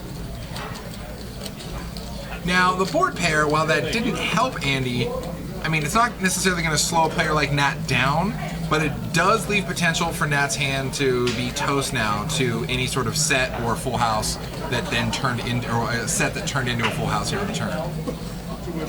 Nat's playing so many hands. Andy just might think that Nat's completely airballing here. Yeah. But because he's also playing so many hands, maybe Nat could have any piece of that. And if he had the 5 piece of that, now he's got trips, he's definitely not going anywhere. 235. And Mike's not even in the hand, but he just popped back to watch the action. He's like, hey, what are you guys doing over here? And Andy correctly folds. Nat was way ahead. He had a strong hold on that pot from the very flop. Nat says he had the 7-6. He tells him. And probably none of them believe him. Nobody believes him. I mean, I just saw he had it, and he tells me he had 6-7. I'm like, no, you didn't. I'd be like, nice bluff, buddy. Maybe nice bluff. 7 dudes. Yeah, nice bluff. No, because you would have shown it to me and made me pay you. Right.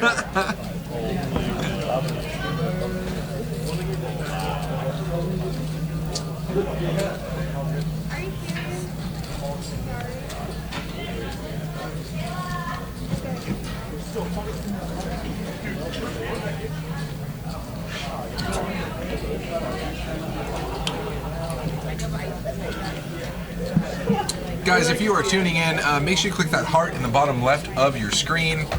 You will get alerted every time we go live, and we have all sorts of crazy poker action like you are watching right now.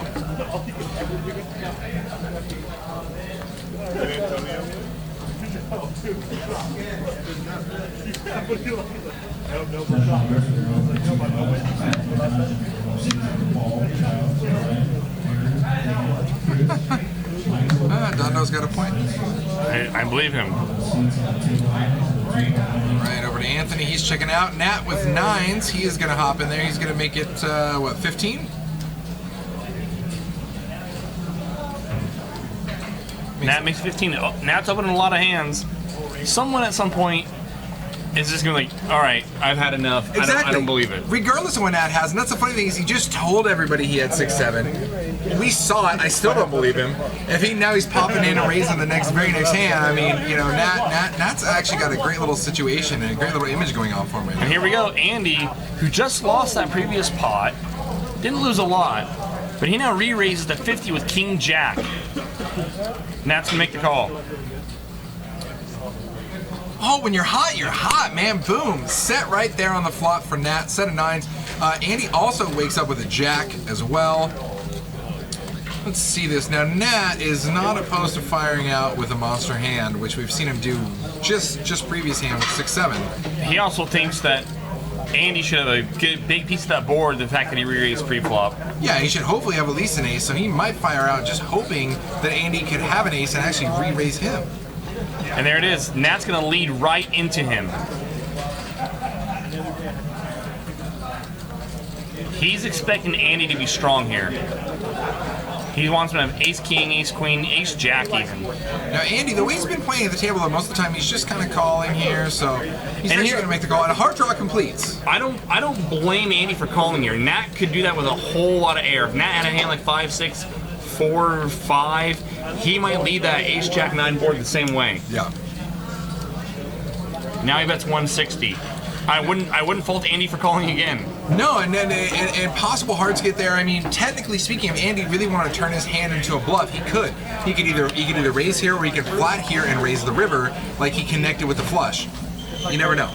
The harder part with bluffing the flush here is that what non-pair hands is he 3-betting pre-flop, especially the ace of hearts already out there. Yeah, was it so 3-betting king, queen, heart? King, queen, hearts, and that's the harder part trying to like rep the flush here, is the fact that, I mean, now if it was jack of hearts, 9 of hearts, ace of clubs, then you get ace, king, ace, queen, ace, X of clubs.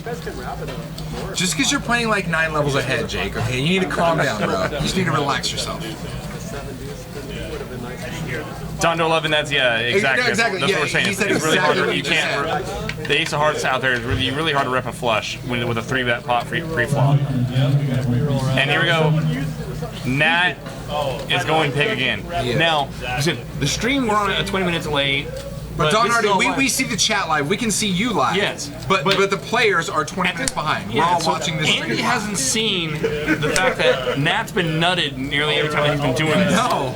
He had ace back to king. back to back. He had 6-7, and someone might think like this guy's just full of it. This guy's bombing every pot. I'm gonna take a stand. And now Nat polarizes his bet sizing again, makes a pot size bet, and I wouldn't. Nearly pot size bet. That's 450. I've never done that in my life. I would not be surprised to see Andy call here. I wish I would just show my hand right here. Well, the thing is, if Andy really thought his hand was good on the flop, the turn didn't change anything, and the river didn't change anything. You know what I mean? Now, a lot of Elixir players will, like we talked about earlier, will call, get on the turn with the intention of folding to a third street of aggression. Nat's the player, though. He's not gonna lift generally. No. He's gonna keep hammering the pot until he has all the chips, or doesn't. Well, and the funny thing is, that's why a player like Nat gets paid. Yes. Because you just think, well, he can't have it. He doesn't have it. There's no way he has it. This is like the 5th hand in a row. He doesn't have it, and he has it. When a player like Nat goes on a little heater like this, he gets paid all day. I mean, it's so profitable for these just kind of loose aggressive aggro, players. Yeah, loose aggressive players. When they go on a heater, I mean, they just get paid. I mean, like, see him shaking his head. He's like, do I really have to pay him right now? Am I really going to pay this guy? I think Andy calls. I think he's gonna do one of those. You take a breath, slide the chips in, and grimace. There it is. There it is. And he's gonna be like, wow. Now I want to see his reaction. I want to see his reaction when he sees it. Yeah. See?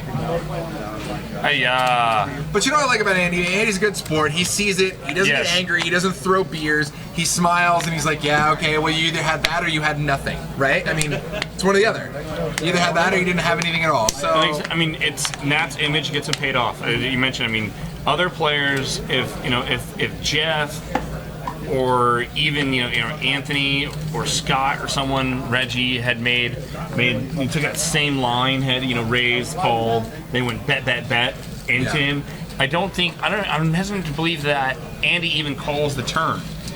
But because it's Nat, because he's been playing so many hands, he's raised like every pot, it feels like, for the past 6 or 7 hands, and fired every street down to and through the river.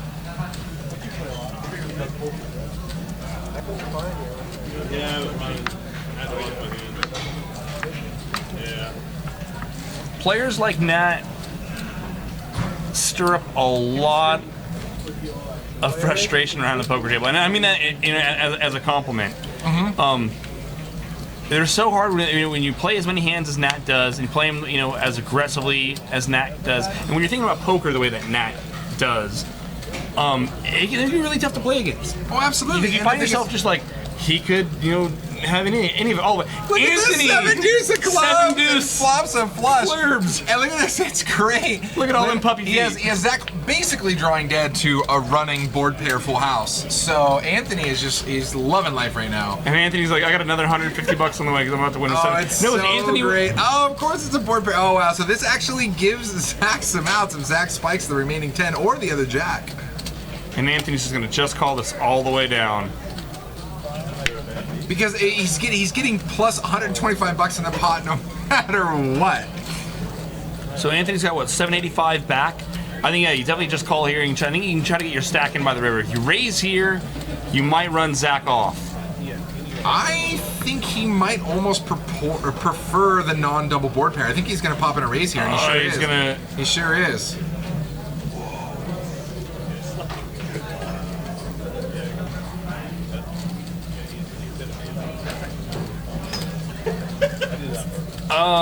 This might get...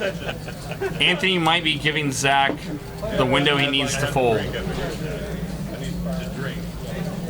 But even then, so I honestly think that he's not even necessarily, he's not worried necessarily about like a boat possibility. He's worried about Zach having a pair with one club. If he knew Zach's hand, I don't think he would make that raise. But he's worried about one club, because if he has a club, you know it's going to be higher than the 7. And then you're not worried about it. I mean, you're blocking clubs, hard for clubs to get there. I mean, Anthony's doing this for value. Anthony's hoping that Zach has a strong hand. Look, it's like that cash call commercial. It's his money and he wants it now. Just let it go, Jake. He wants it right now. The sizing's just so strong. He raised half his stack. It's now glaringly obvious that Anthony's trying to get his entire stack in by river. If Zach does call, that'll put 900 in the pot, and Anthony will have less than half pot behind. Now, He's oh wow, gonna make the call. Oh, he pulled the chips back. He I pulled mean, it back. Is that he's technically gonna, that doesn't constitute a stuffs it. call? No, he jams. Zach, Did he jam? Or did yes, he just? yeah, no, Zach jammed. Those are white chips. They're not. Oh, they are. Yeah. Okay. Boom. Done. River card, and he's in an extra 150. Now the real question is this: if Zach, Zach still has more chips. But if Anthony would have covered Zach, does Zach still owe him the extra $25? That would be so sick. Kid, the ATM's over there. You owe me $25. I just stacked your entire stack, but I'm gonna need that $25 whenever you get a chance. Look at that, and that's why he was so stoked to stand up. He's like, look how sick this is. Check me out. Oh, it's so awesome. So, okay, I don't know if you heard something on the table, like True North Paw mentions that you have no blockage to the flush, second pair on a paired board. He doesn't like to play.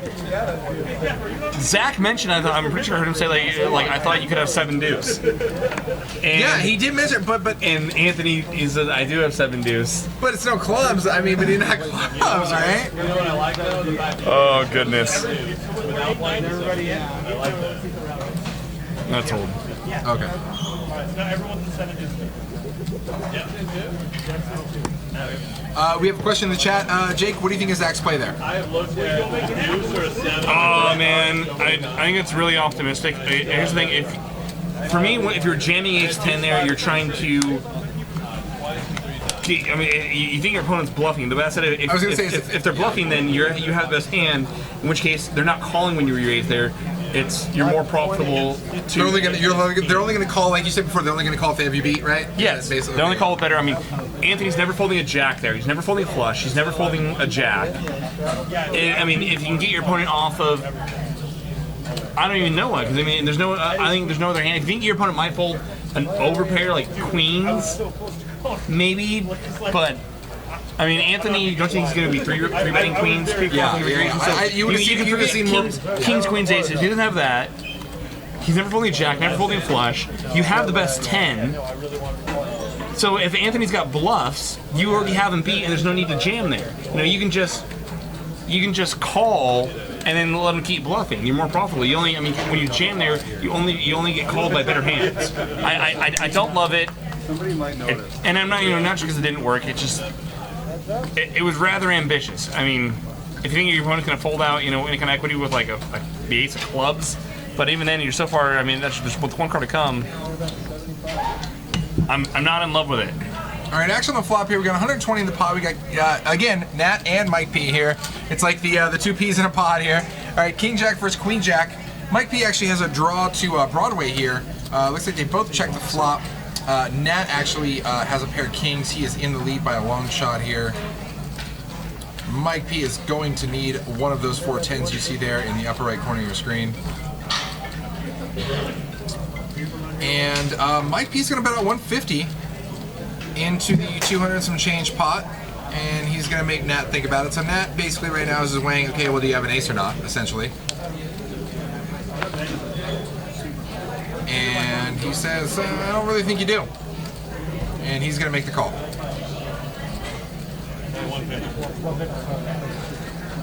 Actually, a bit of an overcall, but he's just going to make the call. Almost an accidental raise. And whiff there on the river. So the pot's at 570. Now with the best hand, checks it over to Mike P, who is... Mike's very capable of bluffing he's here. He's very capable of bluffing. I think that's what he's going to do. He's going to continue the story that he's been telling of, here's my ace, let's talk about it. Sizing's very important here. Very important. 570 in the pot. Where is it, with 3 1/4, something like that? We're going to find out. I think that's what I said about 325. Oh, wow. 350. I thought it was almost no hesitation by Nat. I thought he was stacking chips to call instantly, but it looks like he's going to think about it for a minute. So pot's at 920 now. That was, you talk about sizing actually, relative. So pull the 350 off that pot, 5 and some change in the pot. There's 570 in the pot. Mike bet 350. I think that's decently solid. I think it's a pretty pretty good solid size, right? It screams kind of borderline. It's maximum value bet. I want you to call this. It's not like you saw Nat do earlier, where it's just a massive crush overbet on the river. So we'll see how that works out for him here. And this is exactly how much Mike would bet if he had ace queen. He might even bet this. Ace queen, ace jack. If Mike was confident that he was ahead, this is what he would bet. And now you're in that. It doesn't make sense. Hey, Joe Flat, real quick. Thanks for the love, man. I don't think either of us actually play full time for a living, but we definitely play a lot. Yeah, we got a lot of problems. We play when we can. We play when we can. Oh, and Nat lays it down. Great bet by Mike P there. It's going to take it down. And again, back to what Jake said, I think it all comes down to sizing right there. I think if you overbet that or underbet that, I think if you underbet that, Nat definitely calls. And if you overbet that, I think it almost entices Nat more likely to call. I think his sizing right there was really, really good on Mike P's part. Yeah, sizing's very, very important. So that's it. I mean, so you look at my size now. We see what Nat's doing with his river sizing. He's polarizing. He's making very, very big bets. Where it's either, like I said, it's either like nuts or nothing. Mike's taking the other end of it, where he's making more value-y size river bets, and he's gonna be doing that with his nuts though too. So if Mike, and that's why like I said, if he had ace king ace jack, or I'm sorry, ace king ace queen ace jack. Mike would very likely make that same river sizing, and he's going to do the same thing with his bluffs. As long as you're balanced, you can do either or. There's less volatility in Mike's sizing, a lot more volatility and with nats. But that's when you get called, you get paid off more. You saw that in the hand with Andy. But as long as you're doing the same thing with your nuts and your bluffs, you're fine. If you start, hey, I just bomb pot with my bluffs and I make half pot to 3/4 pot size bets with my nuts, then it's too easy to read and it's too exploitable. Yeah, it really comes down to about, like we talked. You've heard us say the term changing gears before. It's very important to just constantly kind of be switching it up. So you really keep your opponents guessing. They don't necessarily say, okay, every time this guy jams all in, he has the super monster nut. He has the best hand every time, as opposed to, hey, so I've seen him do that with absolutely nothing. I've seen him do that with air. And that's kind of the point is to really keep everybody else guessing. So it looks like going to the flop here, Casey actually wakes up with a heart draw. Anthony's got a pair of 10s here with a king kicker. Zach's got an inside straight draw. Oh, and there we go. We're catching up with the graphics here. He bets 155. Casey's not going anywhere. Oh, they told that. Casey check calls.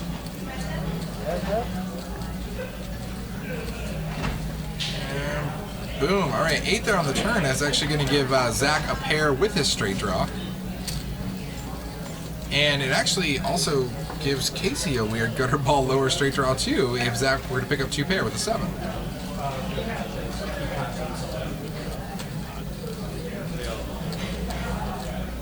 I like how you see the cameras go around. We got some railbirds just watching from the side. Oh, hey, I want to check this out. What are you guys doing over here? 635 in the pot. And Zach looks like bets about half the pot. Yeah, 335. Absolutely. It's a lot of pressure on Casey. And look at Casey's stack size. He's looking 905 back. He's got about 1 pot size bet. Can Casey check raise shove here and get Zach off of the hand? If he's doing it, he's repping pretty much only the 9-7, maybe the Jack 8. I think if he obviously if he knew Zach's hand, then yes he could, but it's a tough pill to swallow not knowing Zach's hand here. Obviously, 4 or 5 of hearts. It's like, I mean, sure you have outs, but really if you check shove here, like you need him to fold. You want him to fold. Oh, absolutely, like, you know absolutely, what I mean? yeah. No. You need him to be gone. Casey does have 600. If he were to call this, he would have 600 more behind, roughly. He is going to call. The guy in the Twitch jacket, to answer your question, is Scott B. And I believe he manages the poker section of Twitch. Yeah, he's our poker department manager at Twitch.tv. He's the best. He's the best. Hey, he's bringing poker to us on Twitch, man. First time I tuned into poker on Twitch, I was like, yes, please. Ace on the river. Now, Casey's got an option here. Casey can stuff it here and kind of rep the nut heart draw that, trying to rip a pair of aces. Hard for Zach to have the ace here. I mean, only specifically what, ace jack? King queen gets there. And the thing is, the pot, so if you look, the pot's currently at 1,300. Casey's got about 570 in front of him. If he does bet, he needs to jam the whole thing. Yeah, no, Casey can stuff it here, and it could work. Casey can still rep the king. He can rep the king queen. He can rep the nut heart draw. So unfortunately, checking is basically just conceding the pot at this point. He can't call any bet. He can't raise any bet because Zach would be forced to call. I think Zach's going to give up and check back and find out his hand's good. I think he is too. The king queen got there. The ace of clubs, or the nut heart draw got there, and yeah, Zach's gonna check back. The funny thing about it is I could almost also see Zach not checking his hand just because he might think that his hand is bad, and the only way he could win that pot would be to bluff at it. Well, you know what I mean? As well. The hard part, like I said, is even though Zach's not blocking any of Casey's bluffs, there's not a whole lot of, hands there. And if you think you can get Casey off of, queen jack, I think Casey really got sticky with a jack there. Then you can, I think, bomb the pot. Zach gives up, and to his surprise, takes down the pot.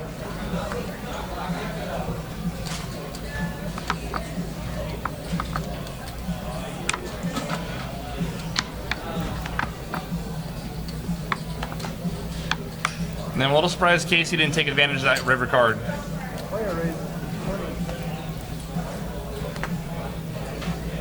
If we time you say bottom of the pot, I just think of that one scene like Meet the Parents or whatever. He's on the plane. So why can't I say bomb? Bomb, bomb, bomb, bomb, bomb. Oh yeah. And here we go, Anthony with a 7 deuce. So Anthony flats the button with a 7 deuce. So I gotta imagine that there is a some flop sort of flop. requisite. Yeah, absolutely. And so when we on the previous hand when we saw Nat just bombing it pre, Nat wasn't concerned about I get another 150. You know, if I do this, I'm just gonna I don't think any of you guys have it right now and stuff it. So yeah, so Nat's sick. It's wonderful. And this is the perfect board for Anthony to get silly with a 7 deuce. Paired board. There is a flush draw, but it's a board that it's kind of hit or miss. Someone's either going to have a lot of this board or none of it. And I would expect Anthony to bet fairly large, something like 150, 175 even, 120, 115.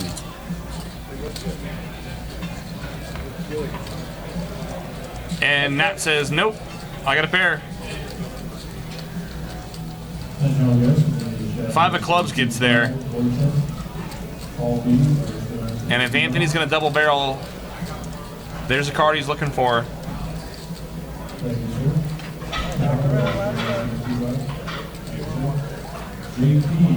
Check, check. Anthony gives up. Anthony did pick up an open-ended straight draw on the turn, so maybe now just gonna let his hand get there, I guess. I thought it would have been a great card for Anthony to double barrel. Clubs got there, the board's paired. You're the aggressor. It's Nat. He can have anything.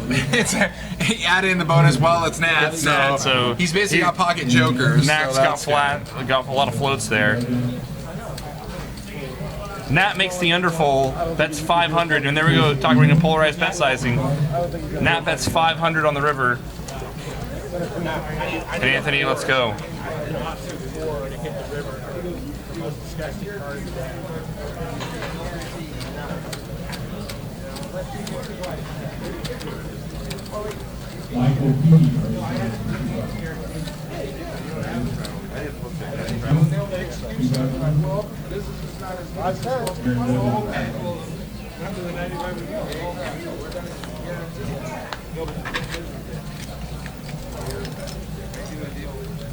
Alright, Apostle's checking out. Scotty B's checking out. Over to Zach with ace-6 here. He's gone. Jeff and the hijack definitely gone. Anthony's gone. Alright, over to Nat with the button with a hand. Is Nat allowed to have a hand, especially on the button? Well, he has like every hand, the last 12 of them, so it would certainly seem so. Keep on cruising with a good thing. Nat is on a heater now. Nat's sitting in a stack 3.5K already. He is coming up.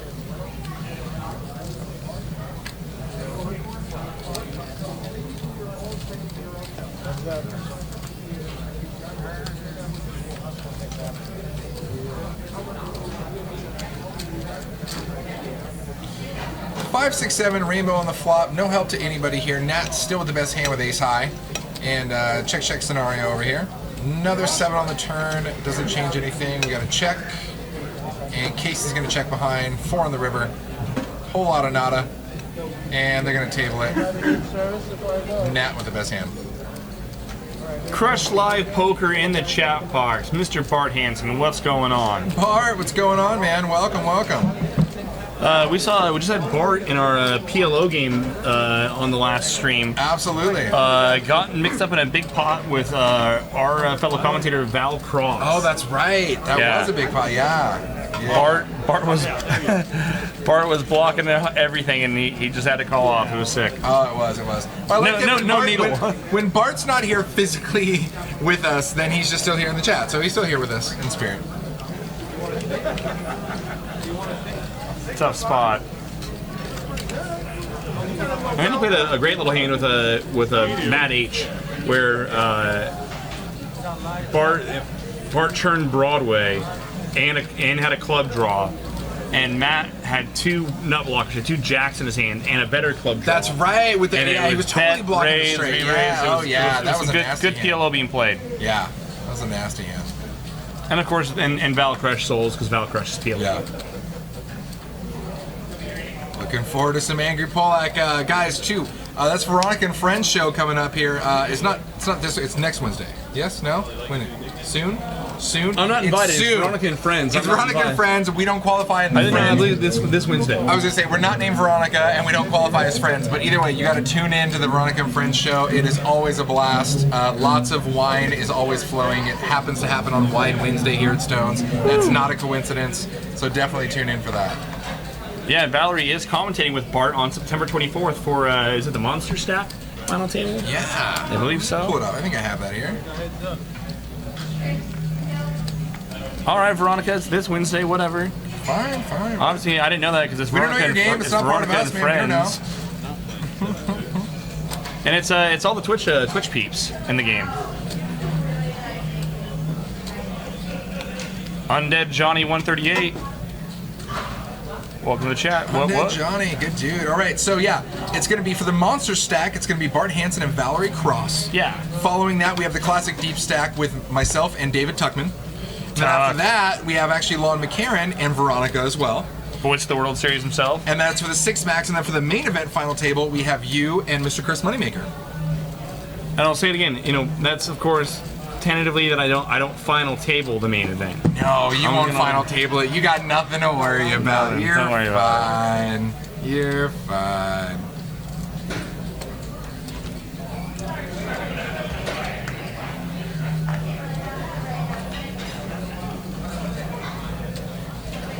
All right. Action on Jeff S. He's got 6-7 of clubs.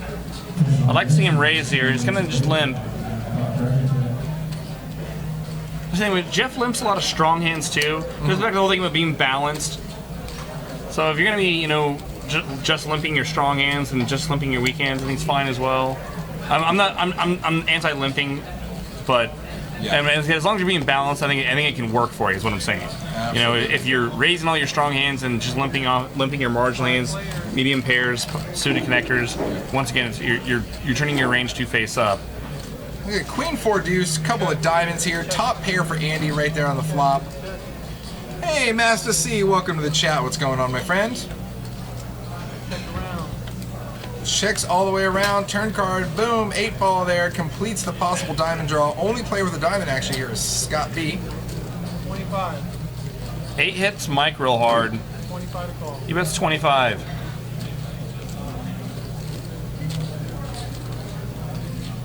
I expect Andy to call, and then with attention to check calling any non-diamond river. The good old check call river. Now that could be one of those interesting cards because if somebody did happen to call with 1 diamond, most likely it would be the ace or the king of diamonds. So in this particular case, it forces Mike P to check, which he did. And showdown, Andy's going to take this one down. Yeah, Mike's never getting. It's sort of hard for Mike to get value from worse hand. I mean, there are maybe are some worse 8s that might have called the turn with, but I don't know if those same worse 8s are calling the river. So taking a look at chipsets here, Nat and Zach both on heaters with about 3,600 in front of them. The next couple players down have about 1,000 and some change in front of them as well. It's a good 5-5 game. Yeah, absolutely. I mean, when you're playing a 5-5 game and everybody's got, like, you know, a couple players got 3,600 in front of them, you're like, all right, okay, I'm at the right table. Not to mention the straddle plus the 7 deuce Plus game. the 7 deuce prop, That's I love it. always good times. I'm so glad that I found out that there is a flop qualifier for the 7 deuce, and Nat's just a sick human being. Because he didn't even care about it. He didn't care when about he it, raised like- his 7 deuce. He has 0 cares. I'm not doing it for the you know the extra money. I'm just doing it for this money, and because I can. I love it.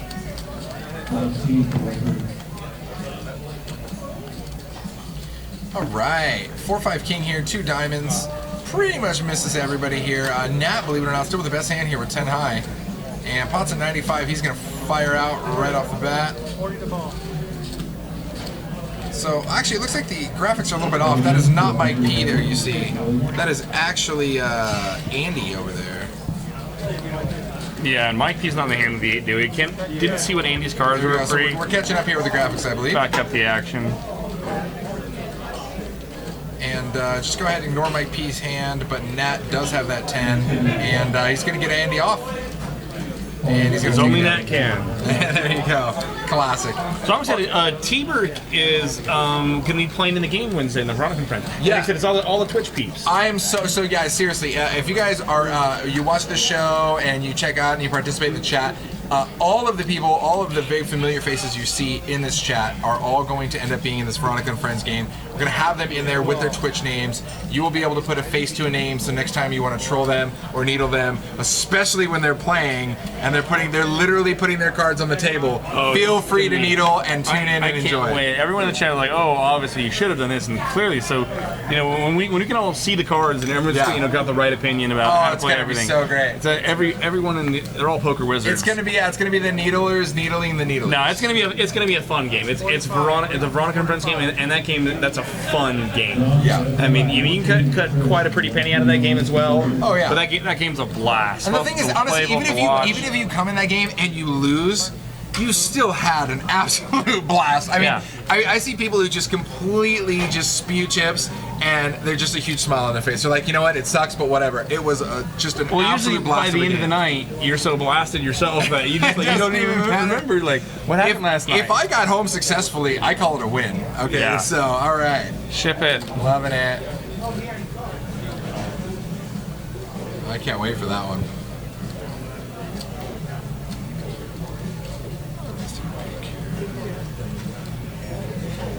Oh yeah, it is this Wednesday, and it's me and you doing commentary. I cannot wait. You guys are in for a show, seriously.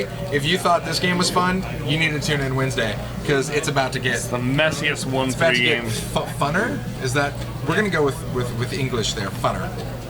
Yeah, it's Veronica and Friends. You can say funner with Veronica and Friends. Well, it's also called Veronica and Prisoners. Veronica Takes Souls. Yeah. We can call it like what, Mom Juice Wine Wednesday. I mean, all the above. Whatever's required. Reggie ticks down. Second best hand, but he had the most aggression.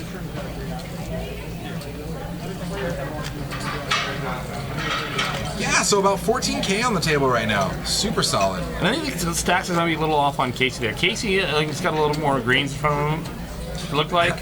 Master C says he'll bring the booth beer. Do we need an open or no? We're actually just going to do like the soccer hooligan, open it with your eye sockets right here. Just done, ready to rock. Veronica and dysfunctional trolls. That's pretty legit. We'll take it. Yeah. That's good. It's the VADF game. Yeah. Veronica and dysfunctional V-trolls. trolls. So Nat going back to work here, 20 to go with a 9-7 of spades, and Casey is going to 3-bet to 75 King Queen.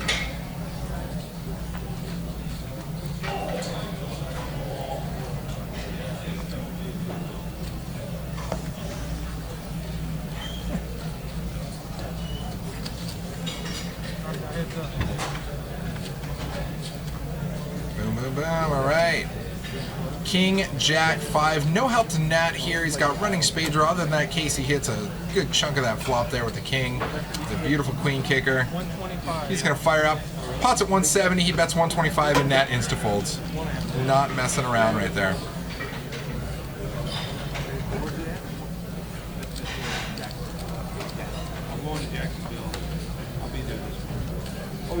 Right, Casey's sir? hand is a hand I think you can check back with some frequency. The thing about it though, with Nat, you just might encourage him to check raise yet. Oh yeah, and trust me, Nat doesn't need much encouragement when it comes to the check raise Yeah. department. Nat will be like, "Oh, I'm in." Sure. Did you just give me a little like hint of okay, boom, raise? Veronica versus Twitch. All right, I'll be right back. Right on.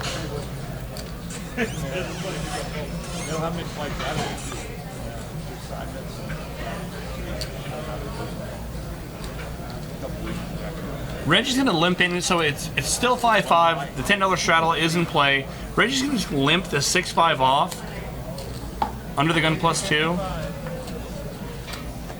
And now Scott takes a queen 5 of hearts, makes it 55 to go.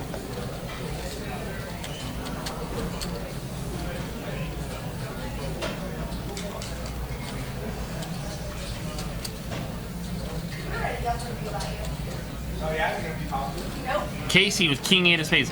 Casey's not folded yet. Casey suspects something's going on here. He's gonna call. Wow.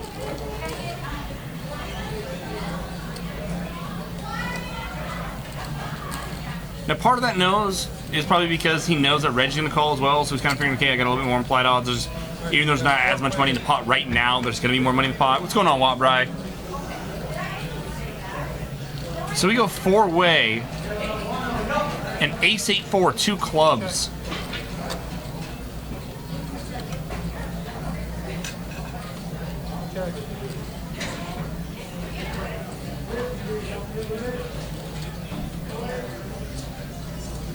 Reggie's got an inside straight draw and finally checks. Action back on Scott, the original aggressor pre-flop. It all checks through. 6 on the turn hits Reggie. Reggie now has the best hand and the best draw, for that matter. It does give Scott, I checked that, it's not the best draw. Scott picks up the same inside straight draw and now picks up hearts.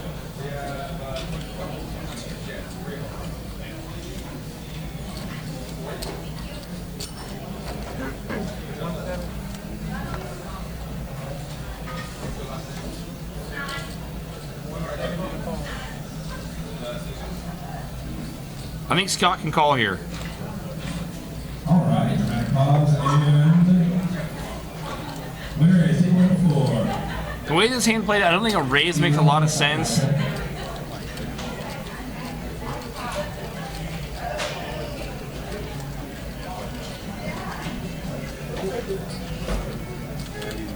Scott just calls.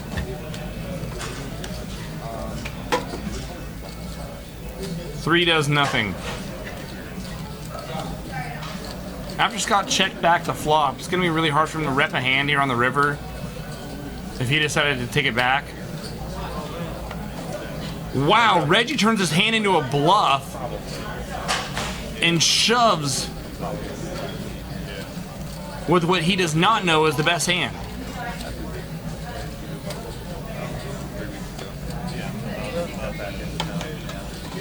Wow. I love it. Chips on 11, please. After Scott checks back and just calls a turn, Reggie feels that Scott can never be strong right there. He can never be really strong, but can oftentimes be better. He's going to be better than just a pair of fives there. I'm sorry, a pair of sixes. Oftentimes. And it's going to be like, so once the hand as played, it's really hard for Scott to be strong. And so I love it. I love the jam. Or I would love a bet. The jam is sick. Would you like a water? I would love a water. With your jam? Water and jam. The poker player diet. We just saw, an absolutely, subtly sick hand between Reggie and Scott. Do we need to mark it down? After a couple limpers, good one to know. Yeah. Reggie with the 6-5 versus Scott with a queen 5. There was no 5. There was no 5. Note to self. No. Did you say it was Reggie and who? Scott, Mr. Scott Ball from Twitch. It was a limp pot, or it was limp to Scott, who made it 50 to go on the flop, or pre-flop, queen 5 of hearts, and an ace 8x, ace 8, what was it, ace 8 4? Ace 8 4, I believe. With 2 clubs, it checks through. Turn comes a 6, giving Reggie a pair and a straight draw. Gives an inside straight draw. Gives Scott the same inside straight draw and a heart draw. Okay. It goes bet call. Everyone else folds. And the river, river bricks out. Reggie got the best hand with just a pair of 6s, and he shoves. Turns his hand into a bluff. Yeah. And just not knowing barrels it's it. actually the best. Yeah. I love it. So everybody says that I'm back now. You can't talk about me anymore. So be quiet. Wow, guys, you just sold me out like that quick.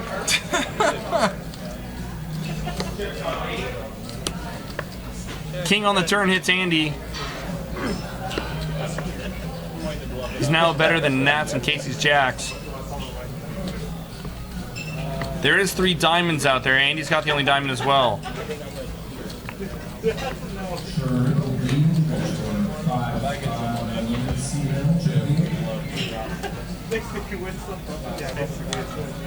Rick and Barstow coming Wednesday for the Veronica and Friends action.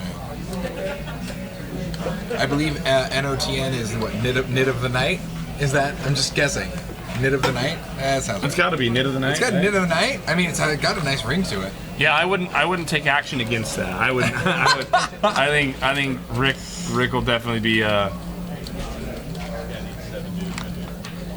knit of the night.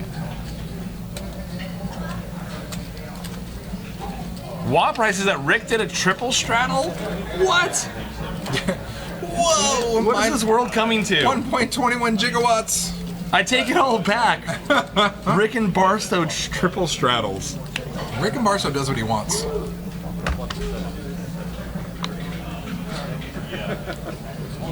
San Diego Keith, welcome, welcome. All right, Reggie here with ace 3. He's checking out. Andy's gone, Mike's gone.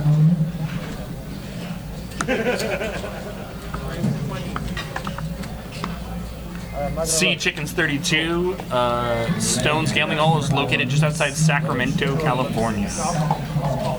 Beautiful card room. Zach makes it 20 to go with 7-5 of clubs. Nat, 8 deuce. There's no prop on for this game. Nat's just saying kick rocks. I'm Nat.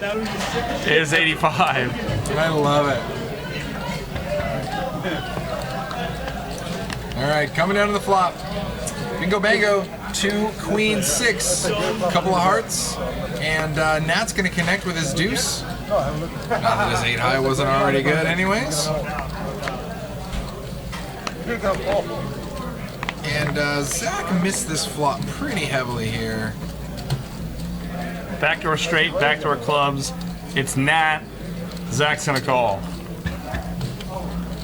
And yeah, Zach's gonna float him here once. And look at this. This is a What huge a turn. beautiful turn Oh my card gosh, for Zach. This turn card for Zach actually puts him open-ended straight draw and club draw. He literally went from not a chance to wow, 11 outs in the world. Now, depending on Nat's sizing here and how Zach perceives it, Zach can raise here. 150. All right, you know what? I'm gonna look. And that's exactly what we're gonna see Zach do. 365, And guys, again, 455. yeah, Check the that. white chips are 100s, the greens are 25, and the reds are 5s. So when you see him splash that out there, that should give you a rough hint of what he's betting.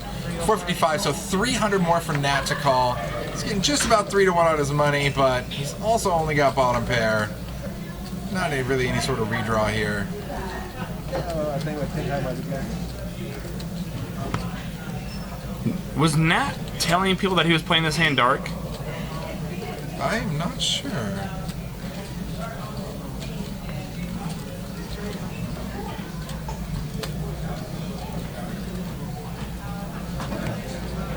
Oh, and he's gonna make the call.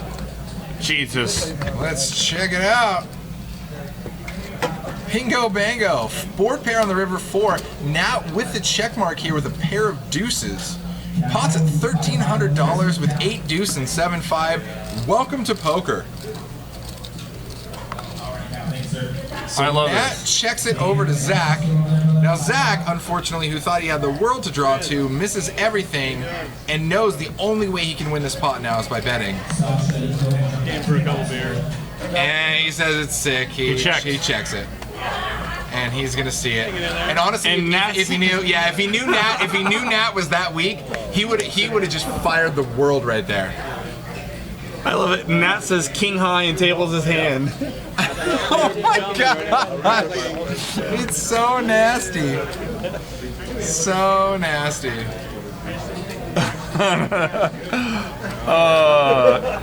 Bet, you raise on the turn, and Nat squeezes a pair. Oh yeah, no, pair, It's good. Pair It's good. is so good. I mean, and that's the thing is on the turn there when he pops him and it's 305 more for Nat to call, I'd say 80-90% of the players fold there. And Nat's like, nope, bring it. And how does he miss everything too with open-ended clubs? He could hit a 5, a 7, any club, a 3, an 8. He could hit anything for that. Or yeah. Ugh.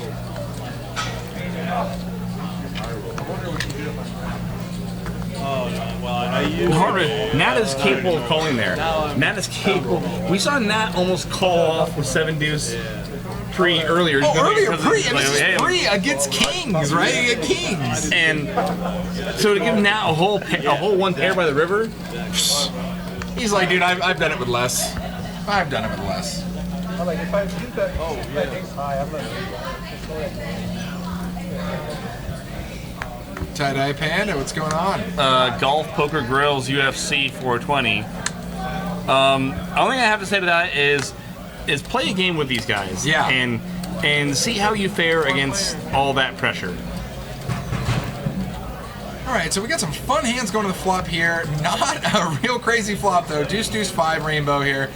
Everybody whiffs. Mike Postle way with the miss. Yeah. Players are all right now going to Yeah. be playing this thing so slow because everyone's going to be worried about 7 deuce right here. Yeah. So, and that's one of the things too, for those of you who are just tuning in, we're doing a 7 deuce prop bet where if you win a pot with 7 deuce, all the players have to kick you $25, and that in itself could also be a determining factor on how people bet this hand, saying, hey, there's a couple deuces out there, it's very believable you could have 7 deuce. And just like this, Scott B fires out 100, right? Now Mike Postle's gonna look him up, maybe he's gonna keep him honest, it looks like. Ooh, we might go for more. Oh, there we go, he's just gonna call. Jimmy Bluffett, what's going on? Bam Bam 4800, welcome to the chat. 4 on the turn improves nobody. Mike P still with the best hand here.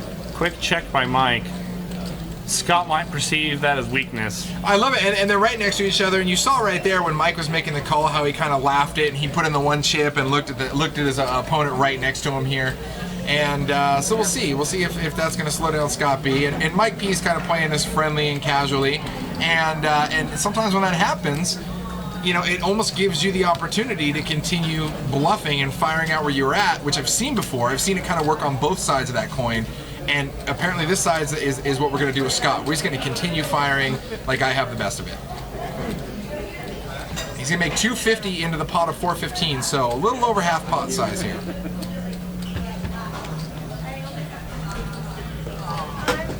And insta-call for Mike P. All unders, even the river is an under.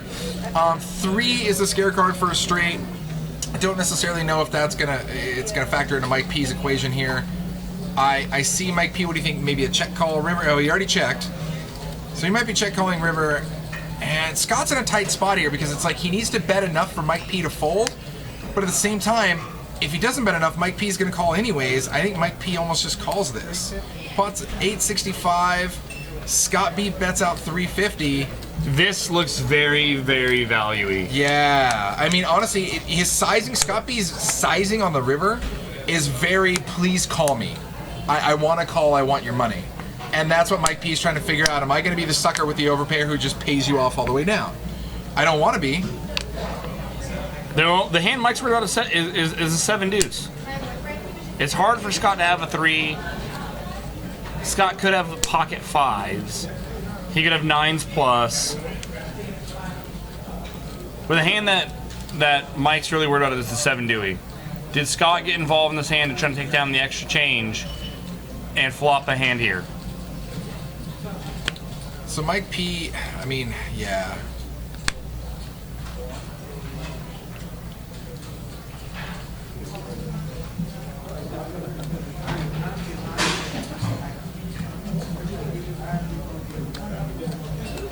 I feel like we're all sitting here in the tank with him. We're all, yeah, like what? Man, what's he gonna do? What is he gonna do? I'm looking at his posturing, and I'm just thinking like, yeah, I'm thinking the same thing, Mike. I think Mike calls. I think knowing Mike, I think Mike's gonna call.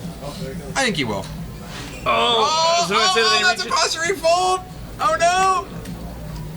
Oh, he's checking why out. can't I just shut up? Why can't I just shut up for like another 20 seconds? I know. He gave the value too. He gave. Oh, and he shows it. He Shows knows the queen it too. 10. I love it. Now this, I want to bring something up because this kind of brings up an example where you're playing next to somebody, you're kind of buddy with him, right? And sometimes that can necessarily kind of play some mind games with you on how you're playing it, right? Because he kind of smiled when he kind of called like, I'm gonna call the flop, right? Like it's a buddy game, but that didn't slow down Scott at all. And I think that part of that is Scott, it's like you can almost play the buddy angle, right? You know what I mean? Yeah. It's like, oh, we're buddy. Like, why if I didn't have you, why would I be betting right now? Right. You know what I mean? And that's what he did, and he played it to a T. And I think that's kind of what Mike P was calculating in his head there. Just my read on the situation.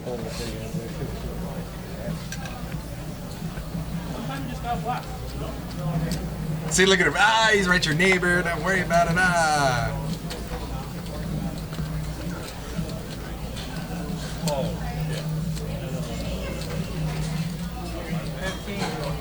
I mean, it's so hard for Scott to have any of that board though, except for the 7 deuce. If it wasn't for the 7 deuce prop, I guarantee you Mike calls. Oh yeah. What did he have? 8-8 versus 88 versus Queen 10. Queen 10, right? Queen 10, yeah. It's funny because normally sometimes we kind of struggle to find different key hands of how hands played out, and this time I'm just like, okay, this one, this. You know, just watch the stream. It's every hand. Just watch these fun hands. Don't worry about it.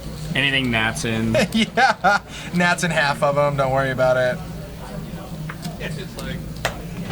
It's a good flop for Casey.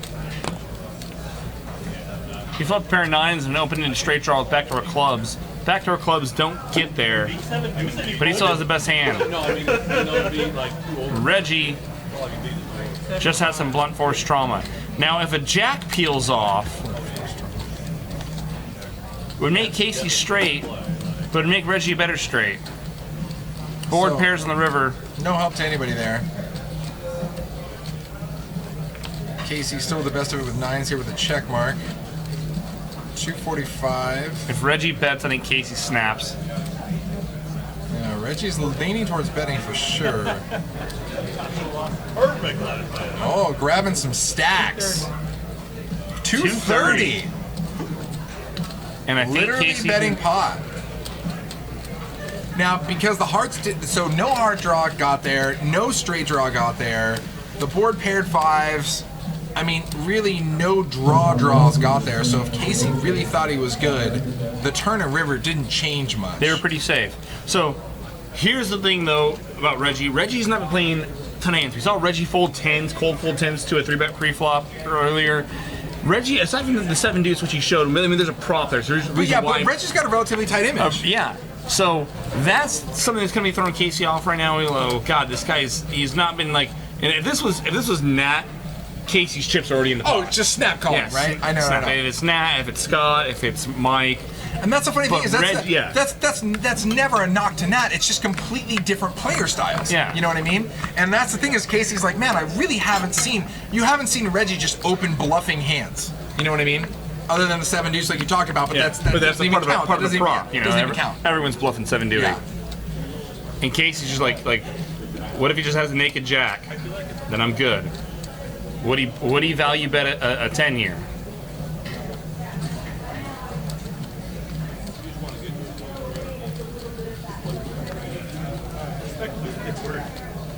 No, okay. Oh, Casey lets it go. Let's it go. Reggie with the bluff, taking it down. The second nut no pair is good.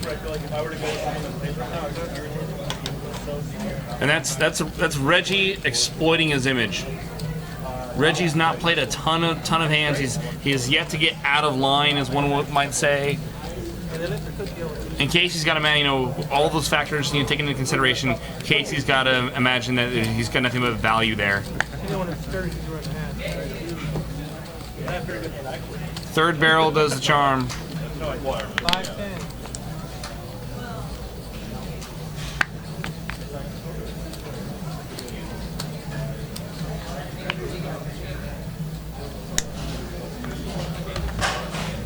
Walbright makes a comment that Jack 10 should value bet there on that board. The hard part about value betting Jack 10 on that board is one, you're blocking a Jack for as far as what a hand that your opponent could have. But I mean, trying to find a lot of worse hands that are going to call you. Are you expecting Ace 9 to call you? Are you expecting 9-7 to call you? If you have a Jack, it's harder for him to have a hand like Jack 9, Jack 8, hands that would call you. King Jack. Speaking of King Jack, going to the flop, Queen 3-4, 2 clubs, whiffs everybody. Mike P still in the lead here with King High.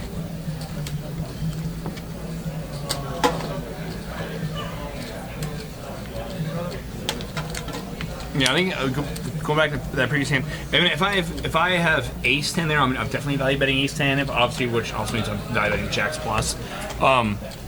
I don't know if I'm value betting Jack 10 there.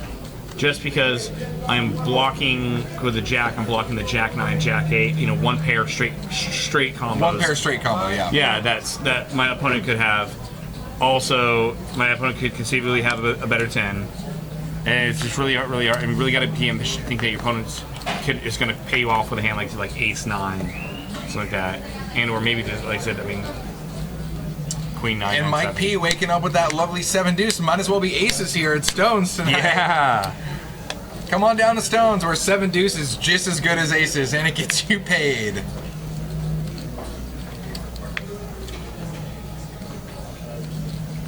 All right. And now Reggie. A couple players limped for 10. It's 5-5-10 right now. Reggie makes it 40 to go with Ace Queen, and now Mike Postle. Now what's Mike gonna do here? Now remember, you got a 110, re-raised to 110. Now here's the deal. This 7 deuce game, it is a post-flop rule. You do have to at least see a flop. But by Mike P putting in a 3-bet here to 110, it shows strength. And that's kind of what he's going for here, to continue playing out that whole story for the rest of the hand. Mike was hoping that he would take this flop heads up against Reggie. As it is, That's not the case. Not the case. Nat comes along, prices in Casey, and now Reggie's definitely going to call. Reggie could even 4-bet here. And now Mike's plans are kind of getting derailed. He really wanted to uncap his range pre-flop. By re-raising that means he can still have aces, kings, queens, all those kind of hands. And this is beautiful. Now you're coming into a $450 pot with 7 deuce. I love it. He makes a deuce, but it's a monster flop for Reggie. Oh, yeah. Top pair, nut flush draw. Casey's got worse hearts. He might be in a little bit of trouble. And even Nat's got pocket fours, thinking like, all right, maybe I get lucky, spike a black 5. There's a little something for everybody. 5 in hearts, pocket. 5. Oh, we're not even going to get to see Oh it. no, we're not going to see that. to- Casey's jamming it, but Reggie's going to be part of this now. What's Reggie going to do? So Casey jams for 130. We can see that Casey actually has more than that. The graphics are wrong. I'd say Casey has about 430, 450, something like that. Yeah. And so because those greens are 25s on top there, so Looks to be about 430, 435, somewhere in that window. And then so obviously Reggie there sitting with like 1300. And Reggie hates this because he loses Mike. Yeah, he loses. It disguises. It completely reveals his hand face up. Did he go all in? What did Reggie do? Reggie rejam? I don't know what he did, but he's getting chips in there for sure. I don't know if he just flatted. He should be. He should no, be he's flatting. Yeah. Okay, cool. Which is He obviously just- he's gonna yeah, get he 7 should deuce be- out of there. Watch him come running clubs and 7 deuce would be good. It's so sick. Now Nat here, I mean, he's really just hanging on to his hand for a minute, but he's gonna fold. Nat really like, what if they both have heart draws? That's so hard to now he's out. They do both have heart draws. Reggie's just all over this. Top 2. Oh, there's the And they heart. both get there. And ace queen. And ace queen. And was- Mike would have backdoor 2 pair of the 7 deuce. Ugh. That could have got weird. Yeah. Yeah, and even Reggie, I mean, if he didn't already like his hand, now he's got top 2 on the turn. Even if he doesn't make the flush draw, he's loving life. That was just, I mean, that was going to happen the way it happened. I mean, Reggie was taking that down with ace queen hearts. So the graphics of the $750 pot is actually about a $1,300 pot. Halo Knight 123, welcome. We accept poker players and non-poker players of all skill levels here, so welcome to the room, hang out, and get some lessons for free here. Much easier to watch other people play with their money and watch and learn the lessons for free than playing with your own.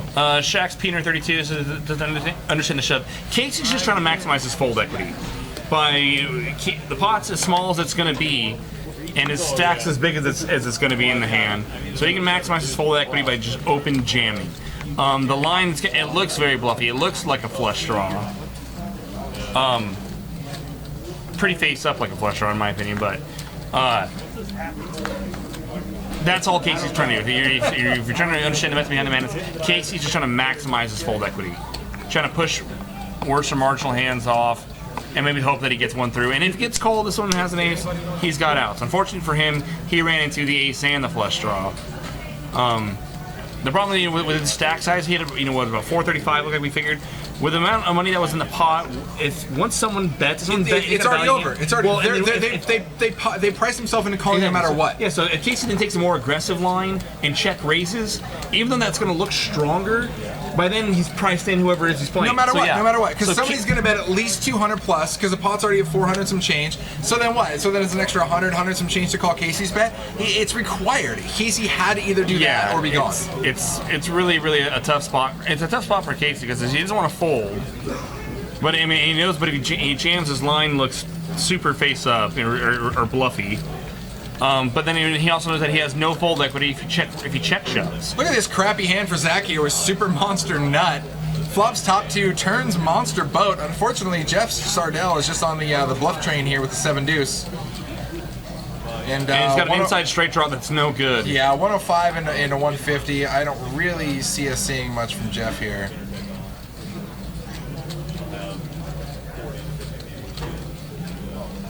Wapra, yeah, Casey can come back and match. Or those time for that. For the way of it. Yeah, a lot of work.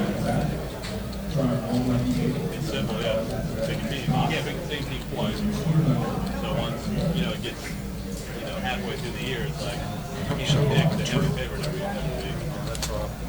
week. Just thinking about it. Making the call. Yeah, so it's like, there's a lot of strategy. And spikes a 7 on the river. No help. Definitely was already drawing dead. And Clubs got there. A 6 makes a straight.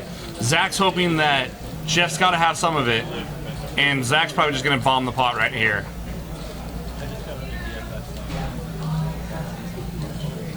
All right, pause and winner is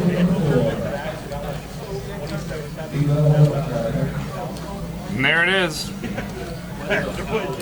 And Zach's everything. Like, there's no way he missed, right?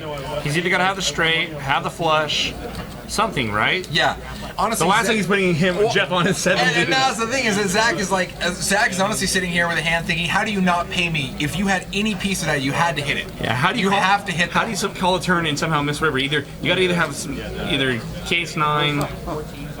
I mean, I suppose Jeff could just have a worse 8 or like a bad 8, like ace 8, something like that. But Zach's got to be thinking like, oh my god, how have you not called yet? Like you, And how does that river miss anybody? And at this point, clearly Jeff knows that the only thing he can really beat's a bluff. Shuffle up and drill says why bet? Just because of that, because there's no reason to believe that your opponent, if your opponent hit it at all, he's never folding. But if he missed, he's never calling, so it doesn't matter. Very true. And it really, unless you really think that your opponent is capable of bluffing. But I mean, with that board on that river card, Zach has no reason to believe that Jeff has missed. Oh, he called it. He made the call. Wow, Jeff calls off with a pair of He sevens. did make the call. He made the call.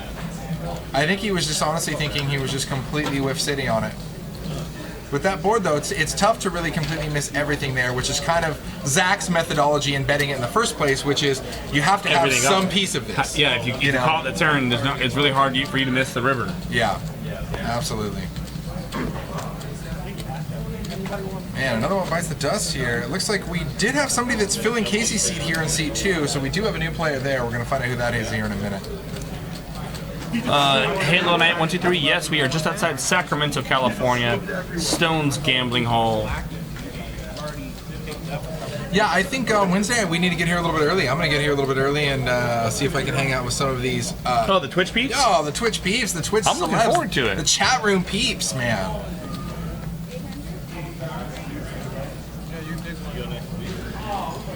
And Veronica, usually I'll snug her into buying a couple bottles of wine. So. Absolutely. Well, and Veronica, I mean, she's probably going to be, I don't know, 3 or 4 bottles deep before she even gets here. So I'm really stoked about it. At least. We'll be all hiccuping in the booth like in cartoons. Like, you're the only one that gets me, man. We'll have little cartoon bubbles popping out right here. We should do this more often. Mike P makes it 15 to go with the 10-7 of clubs. Nat re-raises 65, 9, 10. This is a game. No bet is safe. I love it. Absolutely. Show me a 10 and anything else. Oh, 7 deuce deuce. Oh, of course. Just because it's fun with the prop bet here. Oh, and Because Mike's got why it. not? I feel like even though nobody has that, it's such a scare board because they're playing the prop bet. I mean, Mike's got the 7 obviously, but just the 7 deuce is just such a scary board because of the prop bet. Mike says you're betting why. I love it. 25. He bets 25. Nat bets Jack on 25. the turn's actually going to give Nat a gut shot straight draw here. So if Nat picks up an 8 or a 9, he will scoop this pot right away from Mike. And now Mike leads. 55 bet and called. River is a queen. Mike P with a check mark. Miss Nat here. Nat's going to check. It's kind of like a conceding check, and Mike's going to check behind. Table is 7 and show the winner. Dude, no, Deuce, just kidding. He slow rolls like an obvious check down winner. He's like 7 deuce, slow roll for the prop bet. I kid. Yeah, so it's Mike. here you go. I love it. Strong stack sizes. 3,800, 3,600, 1,900, 15, 15, 14, 1K. Look at that. Even I mean, we only have one guy with less than 1,000 at the table. This is a healthy game.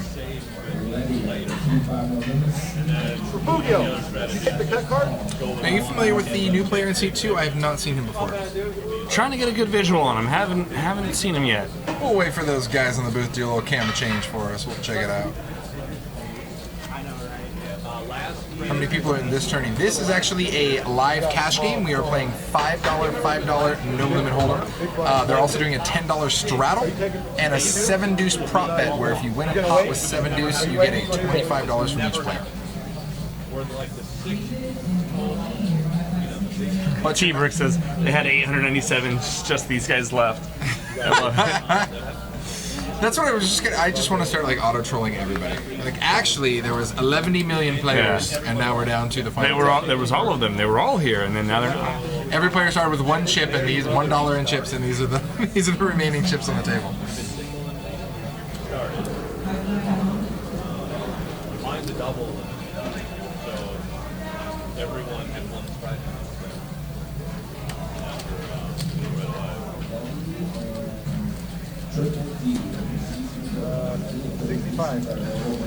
All right, looks like we got a bet to 65, a 3 bet here from Nat. No surprise there with King Jack.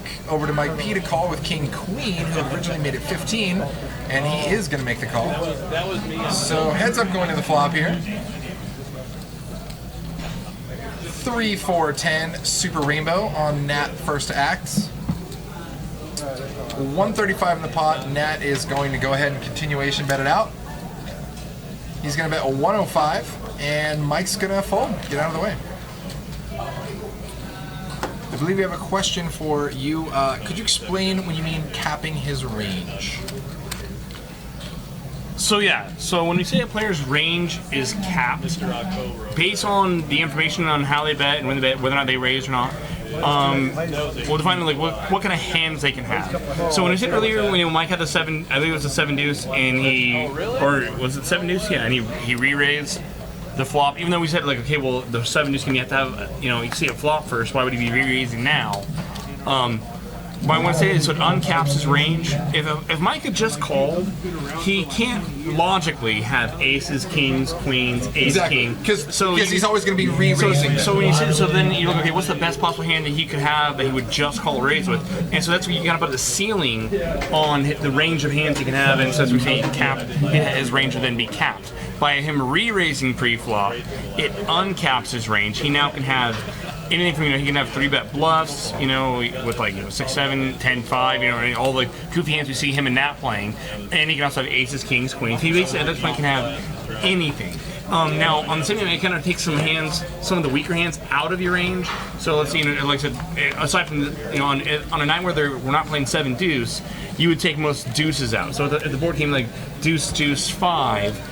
And Mike had re-raised pre-flop, it's harder for him to have any of that board. It's highly unlikely he wouldn't have it. Yeah, except for overpairs, as far as any made hands. So, yeah, when you're doing the hands, like I said, this would refer to based on what's on their actions on the flop, namely especially pre-flop on the flop, you know, what they would and you know their tendencies is how you kind of start to define a player's range of hands that they can have. And by the time you get down to the river, you hopefully should have it down to very narrow. You can have this and this, and either I'm ahead or behind of those hands. And that should dictate whether or not you are should be check folding, check or betting, calling, raising, all of it. So yeah.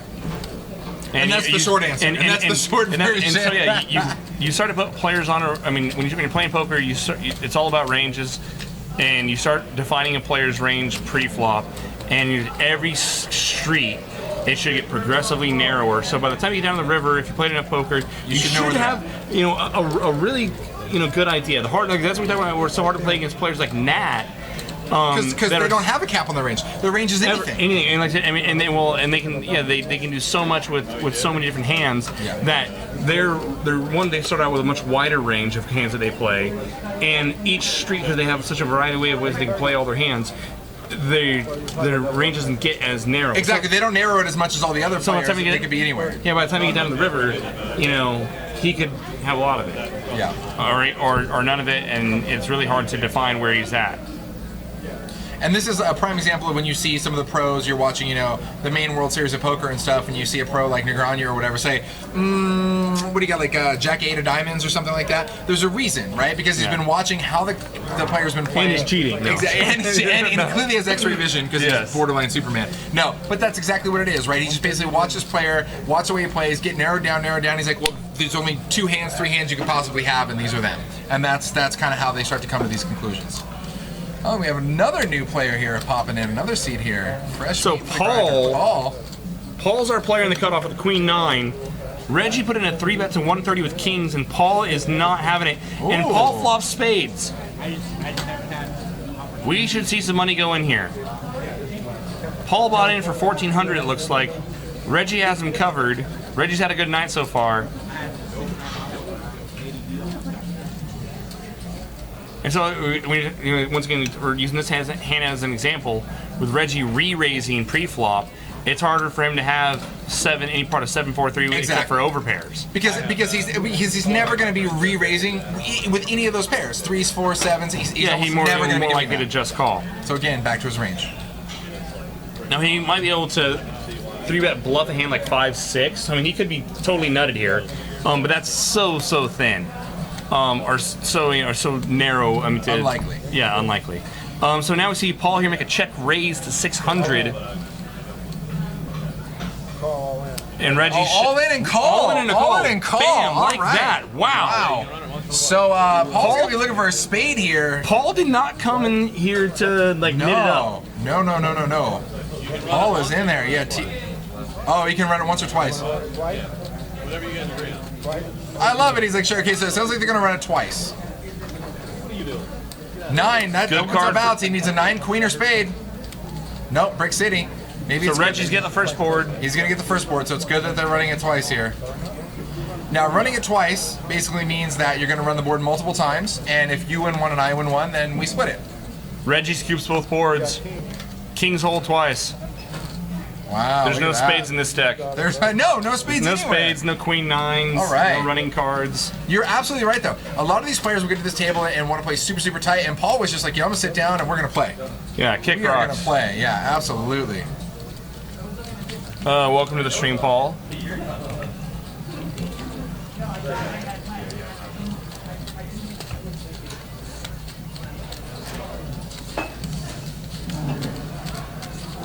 And that pot, if these graphics are right, was about a little over 3,000 in the pot right there. Very strong. Yeah. Super strong. Reggie getting paid with those kings. I think that's going to make Reggie definitely one of our defining chip leaders at this table right now, for sure.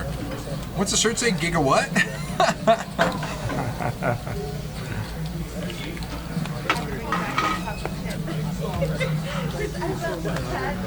Wow. Huge pot for Reggie.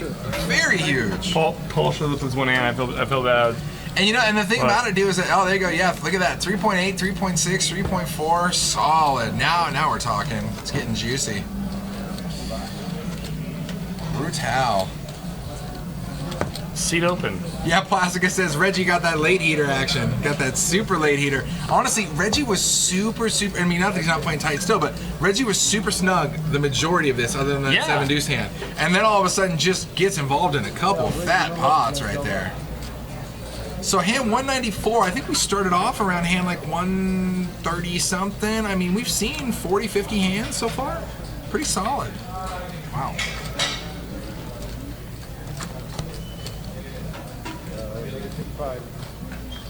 55 to go is the bet from Nat there with ace-9. Over to Reggie, checking out.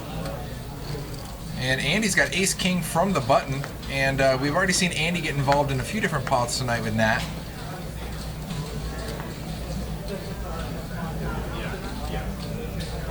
Victory. Good to have you in the chat. Eldar's in the chat as well. Always love having the Bear Jew. Oh, the Bear Jew. All right, so Andy's going to 3-bet it to 200. Say, what's up, Nat? Now it's heads up. There's really not a whole lot of random value there for Nat. Plus, he's out of position. We'll see how Nat wants to play this hand. Eldar, we know who Scott is. Nat's coming in.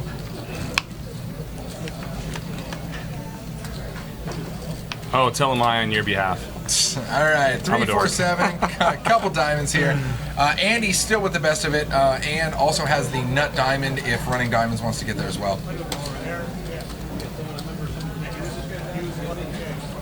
And Andy shoves. CJ Barrett, hello to you as well. Andy's going to correctly shove with the best of it, way ahead. I don't see Nat making this call with ace high unless he wants to hero call. But then again, you know what? Nat does what Nat wants to do.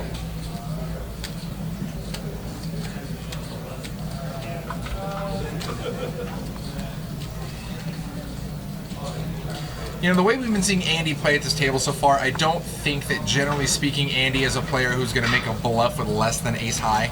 I mean, even though that's what he has here, he still has the best ace high. I don't think generally speaking, Andy's going to make a bluff with less than ace high against Nat.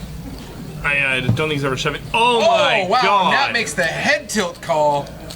Whoa, all right. And let's Andy's see here. thinking like, crap, I'm screwed. Oh yeah, Andy does not like that call at all. Little does he know how far ahead he is.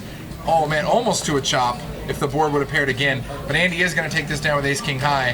And now it's going to look. And unfortunately, when you're in a scenario like this, it's kind of rough to show. Nat shows the ace. You know, when somebody tables ace king high and you have to look at him and say, yeah, that's good, it's kind of like, oh, that's a little rough. Oh wow. We'll refer to this as Exhibit A of Don't Bluff Nat. Don't bluff Nat, and then Nat will always keep you honest, but more importantly, I think Nat has stacked up so many chips that was one of those things like, all right, well, you know, we'll see. So a couple things might be going. Like if Nat's been keeping track of the stream at all, I don't think he is, or he might be. But Nat's also pretty perceptive, and a couple hands are going to show down. Nat has been 3-bet because I mean, and that opens up so many hands. Nat has been re-raised with hands like King Jack, King Queen, Yeah. other junk tonight. People have played back at Nat with. No, a lot. Yes. Wait, what did he ask? If we saw that hand, he might be referring to a different hand, but Well, we're gonna find out. We're gonna find out real quick. If he gets involved in a hand, we're gonna be like, "Oh, this is that this is hand." that hand. That hand in quotations. so yeah. I mean, if I'm to play devil's advocate and defend Nat's calling off ace 9 there, and if you go back and rewatch the stream, Nat has been re-raised by worse hands than ace 9. By You said King, Queen, King, Jack, Queen. yeah. I mean, all sorts of stuff. I think you got re-raised by 10-8 once. So, and if you're okay, like those hands are just gonna jam the flop. Just once again, maximize their fold equity. Try to get Nat to fold all of his equity in the hand. Ace 9, Ace 9 is gonna be good with Nat more than it is gonna be good with other players because other players might be going to be re-raising him lighter than other players. Yeah. So. All right, so back to the action here. Anthony with 10s with an overpair here on the 9-high board. He's going to fire out 55. Nat's going to make the call with a pair and a straight draw. Reggie is also going to, looks like he's going to make the call as well with a pair. And over to Scott, who has a gutter ball straight draw as well, looking for the 7 that Nat is holding on to. And he's checking out. So 3 players go into the turn here. And boom, 4 on the turn. Now that's Reggie. Yeah, so that's actually going to give Nat both sides of this straight draw. Reggie makes 2 pair. Anthony's 10s still up there, but definitely not the top anymore after Reggie spikes that 4 on the turn. So Anthony's going to fire out, looks like 135, something like that. And Nat is going to make the call. 155, Nat makes the call. Now what do you do when you're Reggie here? You already called with bottom pair. Now you turn 2 pair, your hand improves. 155 bet and called, puts the pot at 635. What do we do? Are there worse hands? Like I think Reggie. I would not hated Reggie just called here. Reggie is just going to call here. Call with a stack of red, and this river is a lot of scary cards. I mean, if you raise, you get called by spades. You call by 6-7, 5-7. This board is so, his hand is so counterfeitable, and look at that, Anthony peels Wow. off the 10. Now But it it's a does complete spade. spades. So this is one of those scary things where Anthony loves and hates the 10th at the same time here, because if somebody wants to represent spades, they can definitely do so and put Anthony in the tank here to think about it for a minute. So Anthony fires 220. And obviously I think Reggie calls. Yeah, Nat just checked out, and Reggie's going to think about it for a minute. It's hard for Anthony to have spades. He would have had to be firing spades Exactly. the entire way. Anthony's been the aggressor the entire way, including pre-flop, so he's not going to be firing spades most likely. Reggie makes a call. You know, and the thing is, with the price that Anthony bet, it was nothing though, and that's the thing is that he priced Reggie into it with that bet. The pot was already like $800. He bet 220. I mean, he was getting 401 on his money plus. Not to mention the fact that Reggie's just off this heater monster that he's stacked up over $3,000 with.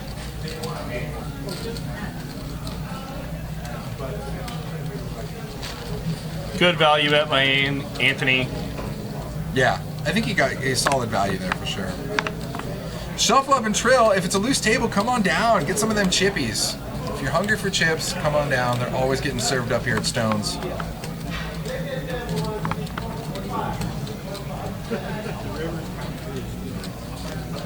Man, this has been a lot of interesting hands tonight. Like I said before, it's funny. Normally we like to mark down some key hands. We turn those over to Crush Live Poker, the Bart Hansen crew over there, for some deeper analysis. And normally, you know, we'll find 1 or 2.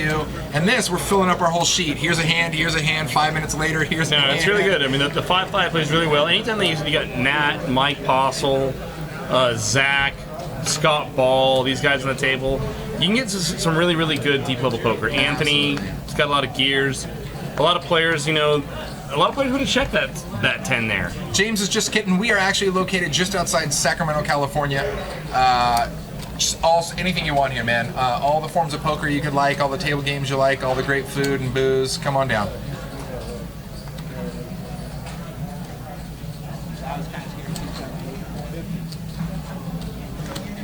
Scott makes it 50 to go on the button. Loves his position. Got 8-7 off. We'll make it work. I really liked having some newer kind of non-poker people tune into the stream tonight, you know, earlier as well, and ask just some super questions that, you know, a lot of people don't know if you don't really watch poker. Yeah. I mean, I know so many people who flick through and they turn on ESPN and they see somebody betting $300,000 in tournament chips and they think that's real dollars, and I'm like, guys, no. All right, to the flop. King, Jack, 10. Mike P flops the best of it here with a pair of jacks and a gut shot straight draw. Scott B also with a gut shot straight draw as well. Quick call by Mike.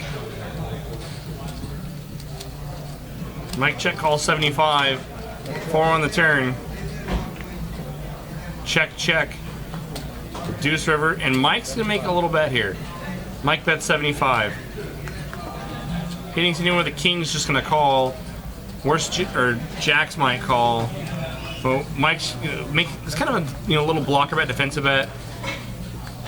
Now Scott might pick up on that and think, okay, well Mike's never really strong here with that bet sizing on this board, but Scott's gonna think better of it and lay it down. Ghost of M. Jameis is just kidding. I am Horror Crusher. All our best. Jimmy Bluffett. Everyone in the chat. We love you guys. It's true. We do. So Harry is our new player in seat 8. There we go.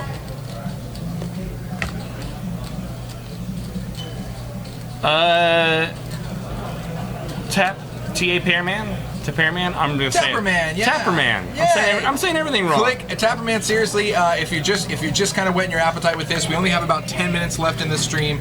But click the heart in the lower left, and you get notified every time we go live. Tune in. We have all sorts of fun games here, all sorts of different limits, lots of fun action to watch for sure. And get into poker. It's good. It's fun. If you like to have fun. If you like money. If you like strategy. If you like this random guy in the chat who's just super needy and wants attention named Gay Corpse, that's cool too. All of it's good. Yeah, get just into tune poker. in. Just tune in.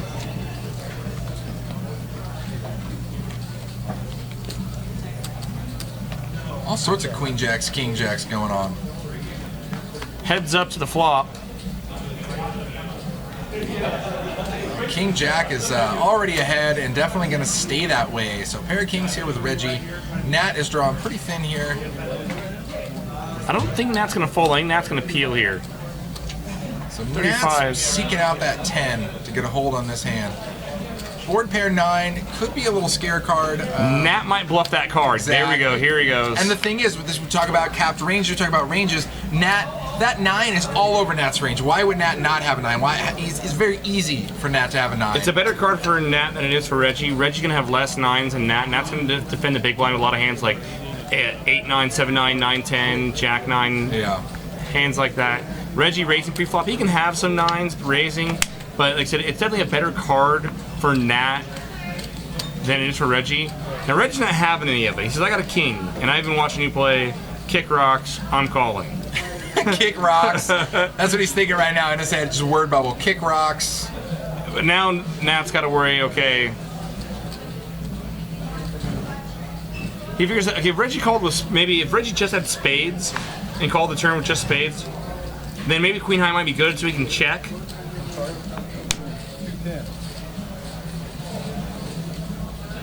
Tapperman, if you're looking to get into poker, one of my recommendations is... Oh, wow, and Whoa! Nat snap check raises, and Reggie snap calls. Snap calls, no hesitation. Wow. And the thing is, I think the way that's funny because these guys have some history. I think that the way the Nat played that could have very, very easily represented a 9, and Reggie was just not having it at all, not at all. But back to what I was going to say to you, Tapperman. If you're looking to get into poker, right, definitely just sign up for one of the random free sites. Just throw some free chips around. People don't play right at all in a free chip thing, but it's at least going to show you the way some of the hands play out. And then literally just try to find some local, like, you know, super cheap games, because the way I view it is you're going to get the same bad beat education of poker hands for the 5-cent, 10-cent game as you will in the bigger games. So, you know, it's like junior college versus Harvard. You kind of might get a similar degree, but just go cheaper. Go cheaper with it to start out. Trust me. Man, that last hand, I'm glad you marked that down because he was not believing it at all. And now Nat picks up aces. Oh, this is going to be so nasty. It's going to look like Nat's steaming here. It's going to look like Nat's on tilt after that last pot, and this could really benefit Nat hard right here. If anyone's got a hand here, Harry's just sitting down. He's got ace-10 suited. He might get mixed up here. Nat's in the big blind. Harry, welcome to our stream. He's about to run into aces. He makes it 20 to go on the button. And Nat, who just check raised bluffed and got caught. Oh man, I love it. Re-raises. Is against our new player at the table, Harry, here in seat 8. And if I'm Harry, knowing what Nat's doing, what he's done, what I just saw, I'm not folding ace-10. We got Ant 2 in the chat here, watching literally at the table and on the chat. 7-8 Jack here. There's life for Harry. There is. If he spikes a 9, oof. Nat checks to. Oof. Now this completes diamonds. No player has a diamond. Nat knew he had a red ace, but wasn't sure if it was a diamond. So let's see here. He's gonna make Harry pay for this here. That's 100, and Harry makes the call. Pot now at 405. It looks like. So Brick City Nat still with the best. Now Nat's gonna fire. Is it another 100? It looks like. And Harry might look him up ace high here. Oh, Harry might. No, look to, Harry might, like, Harry might bluff. look to get a little spunky. Oh, is Harry going up? We're going up 3 1/4. 3 1/4 from Harry. This is a here. great play by Harry. Absolutely. Well, this and Harry, I don't think would have made that play unless he just saw the previous hand with Nat. And Nat folds the aces. Oh wow! Look at you, Harry. Okay, but wow. look, go back to the hand. Harry calls flop, or I'm sorry, he checked back flop, calls turn, raises river. I mean, are we screaming diamonds? I know. I think it was bet times the flop. So I mean, would he check back a jack? Would he check back namely queen jack? What are the hands that he's? Are you sure he would have bet diamonds on the flop though? Wouldn't he just got the free diamond card? Nah, yeah, I bet. You bet. But what, I think- you don't know Harry. You don't know Harry. If Harry's good enough to bluff there, Harry would have bet diamonds. Okay. Fair enough. Wow. Now, versus that sizing, it's such a... Nat bets what? He bet another 100? Yeah. And Harry makes it 325 to go. Yeah. So it was only 2 1/4 more for Nat. That looks so much more... Well, okay, but from Nat's perspective, how many worse hands is he doing that with? Well, and here's the deal. But in Nat's defense, he hasn't literally seen Harry play a single hand yet. You know what I mean? Like, not even one. So maybe Harry just comes in and he's just like, I'm super tight and I have a monster and I'm going to get paid. Check back, call, raise. Maybe like a, what was it? What, like flop a set maybe? Like jack. It was maybe a set of jacks. He raised the button, defendant called against a re-raise, check back the flop.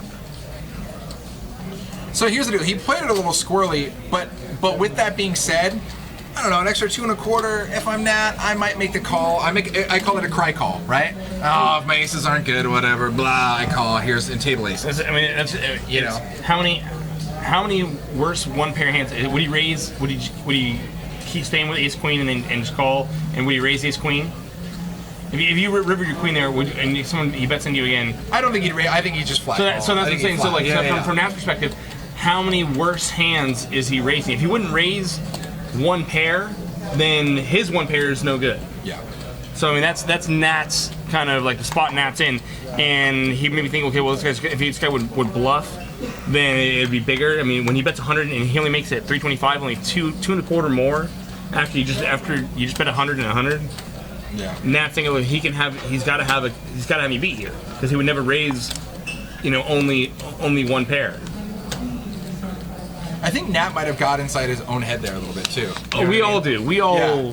Nat's like, well, if he thinks I'm steaming and he still makes that move, then So I can clearly not choose the line in front of me. So then I that's what don't, happens. but then I shouldn't, but maybe he knows I shouldn't, so I will. Loud noises. Hey, yeah. All right. King on the turn gives Anthony some hope, He needs Zach's 10. but he's kind of thin. Oh, maybe this is what Zach was talking about. Is the 10 gonna happen? Oh no.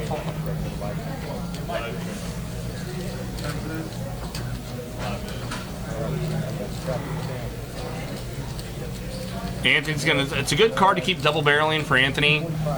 Keep firing. So pot's at 420. Anthony fires at 245. He's really only got to worry about like King Jack here. It's hard for any other hand to continue. Ace Jack might continue, but it's hard for worse hands or for any other hand to continue. So it's a good card to bluff for Anthony. And he does have an inside straight draw. Now he doesn't know that his 2 of his 10s are dead. Good call by Zach. King on the river. Zach's still good.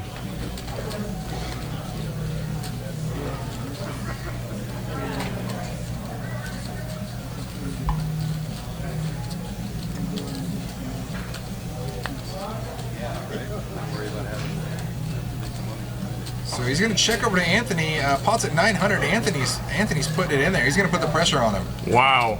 for sure. Big pressure. It's a lot of white chips. Those are $100 chips. So at 485, 455. 455. Solid bet. Just about half pot. A little over half pot. A little under half pot. And Zach's saying, okay, like I can't beat anything if you see bet ace king king queen. He can't beat that. Would Anthony bet that hand with ace jack or with a jack? Probably not. So then tens must be good, right? I guess the only thing, I mean, from Zach's perspective, the only thing that he can't beat is, you know, a hand like ace king king queen that would have c-bet the flop, double barrel the turn, or kept finding the turn, and then value bet river. But Anthony also might have a lot of other hands, namely ace queen, and you know, he might have diamonds. He could also have, you know, worse pairs that he decides to turn into a bluff. I think Zach can call.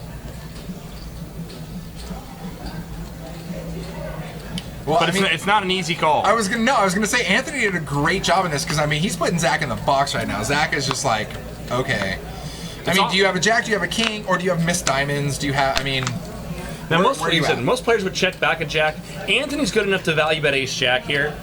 I mean, the way this hand played out, ace jack is effectively, you know, in my mind, logically, it's the nuts. I mean, there's no way my opponent's got a king here. Yeah. Or if he's got, you know, like I said, on the turn for him to continue, he'd have to have a king jack. It's hard for him to have king jack now, especially with another king on the board. And also, would he risk checking it and just letting it check back? Probably not. So it's harder for him to have a king. So then, unless he's got, you know, a set of 7, set of 4s, then ace jack's the nuts. You know, not obviously the literal nuts, but it's it's the hand you're calling with all day. I would say like this is well, it's definitely the best hand, so therefore I can value bet it. Yep, and he's gonna let it go. Anthony. And Anthony's gonna take show it it, down. Anthony. Don't do it. Oh, he's gonna do it. Oh, show the queen 9. He did. Oh, he did do it. Zach, He only did that because you said don't do it. And Zach said mother folder. Mother father. Oh, look, now the justification. You know what? Now I know when I watched Anthony walk by and that smile on his face. Now I know why. Oh, that was Lord. why. That was the smile right there. Oh, Anthony. He's got the sickness. Oh, man. All right, guys, we are going into the last hand right now. Let's check it out. Wow. I would say, you know, I always hope the last hand's action, but I'll tell you what, man, we've seen a lot of action tonight. And here we go, Zach makes it 50 to go, fresh off of folding the best hand. Here you go, guys. For those of you who don't know, Anthony is actually Ant Doom in the chat room, and he said he asked to see. He's even justifying flipping over his cards. I love it. He's like, guys, look, he wanted to see it. I'm going to show him. KB, BK, KB, depending on which alias is going by, has just joined the game.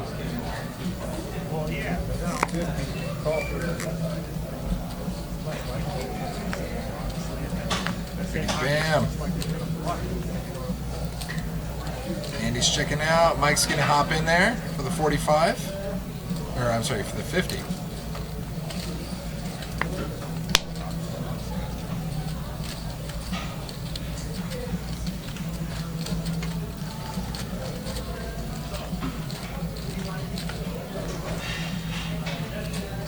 All right, ace 6-4 on the flop.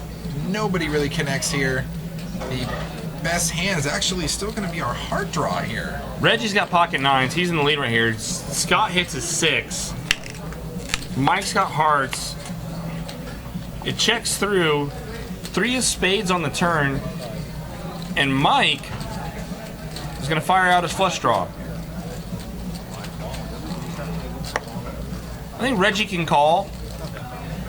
I think when you're checking back the flop here, it's the intention that you're going to call a lot of turns that aren't overcards. Reggie's played well tonight. Aside from, you know, that cold folding 10s earlier in the stream, which I didn't love, he's played well and done well for himself. He calls here. Good call. Biggity bam. Queen on the river. Reggie with the check mark, still with the best. And honestly, tonight, especially of all nights, there ain't no bluffing Reggie, man. Reggie's looking you up all day. And I don't Except think for maybe this. This doesn't make a lot of, I mean, to me, it makes a whole lot of sense. But it's gonna work. It's gonna work. Well, I mean, after you saw Reggie snap calling Nat earlier, I was just like, wow, man, I feel like he's scared to fire chips into that.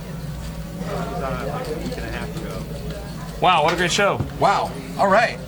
I would say that I don't think anybody can ever fault this episode for lack of action. That's for sure. What a game. No, what a lineup. I mean, between Scott Ball, who we love having here. Thank you, Scott, for coming out. He runs the poker department on Twitch for all of us who love watching stream poker. Oh, I love it. But Nat, Mike, I mean, Reggie Kill. I mean, everybody. Everyone. Everybody at the table had their time in these pots for sure. Zach, You know what I Jeff, I mean, all of them. Yeah, Casey gave us some real good action earlier. Andy got involved in a sick pot. Yeah.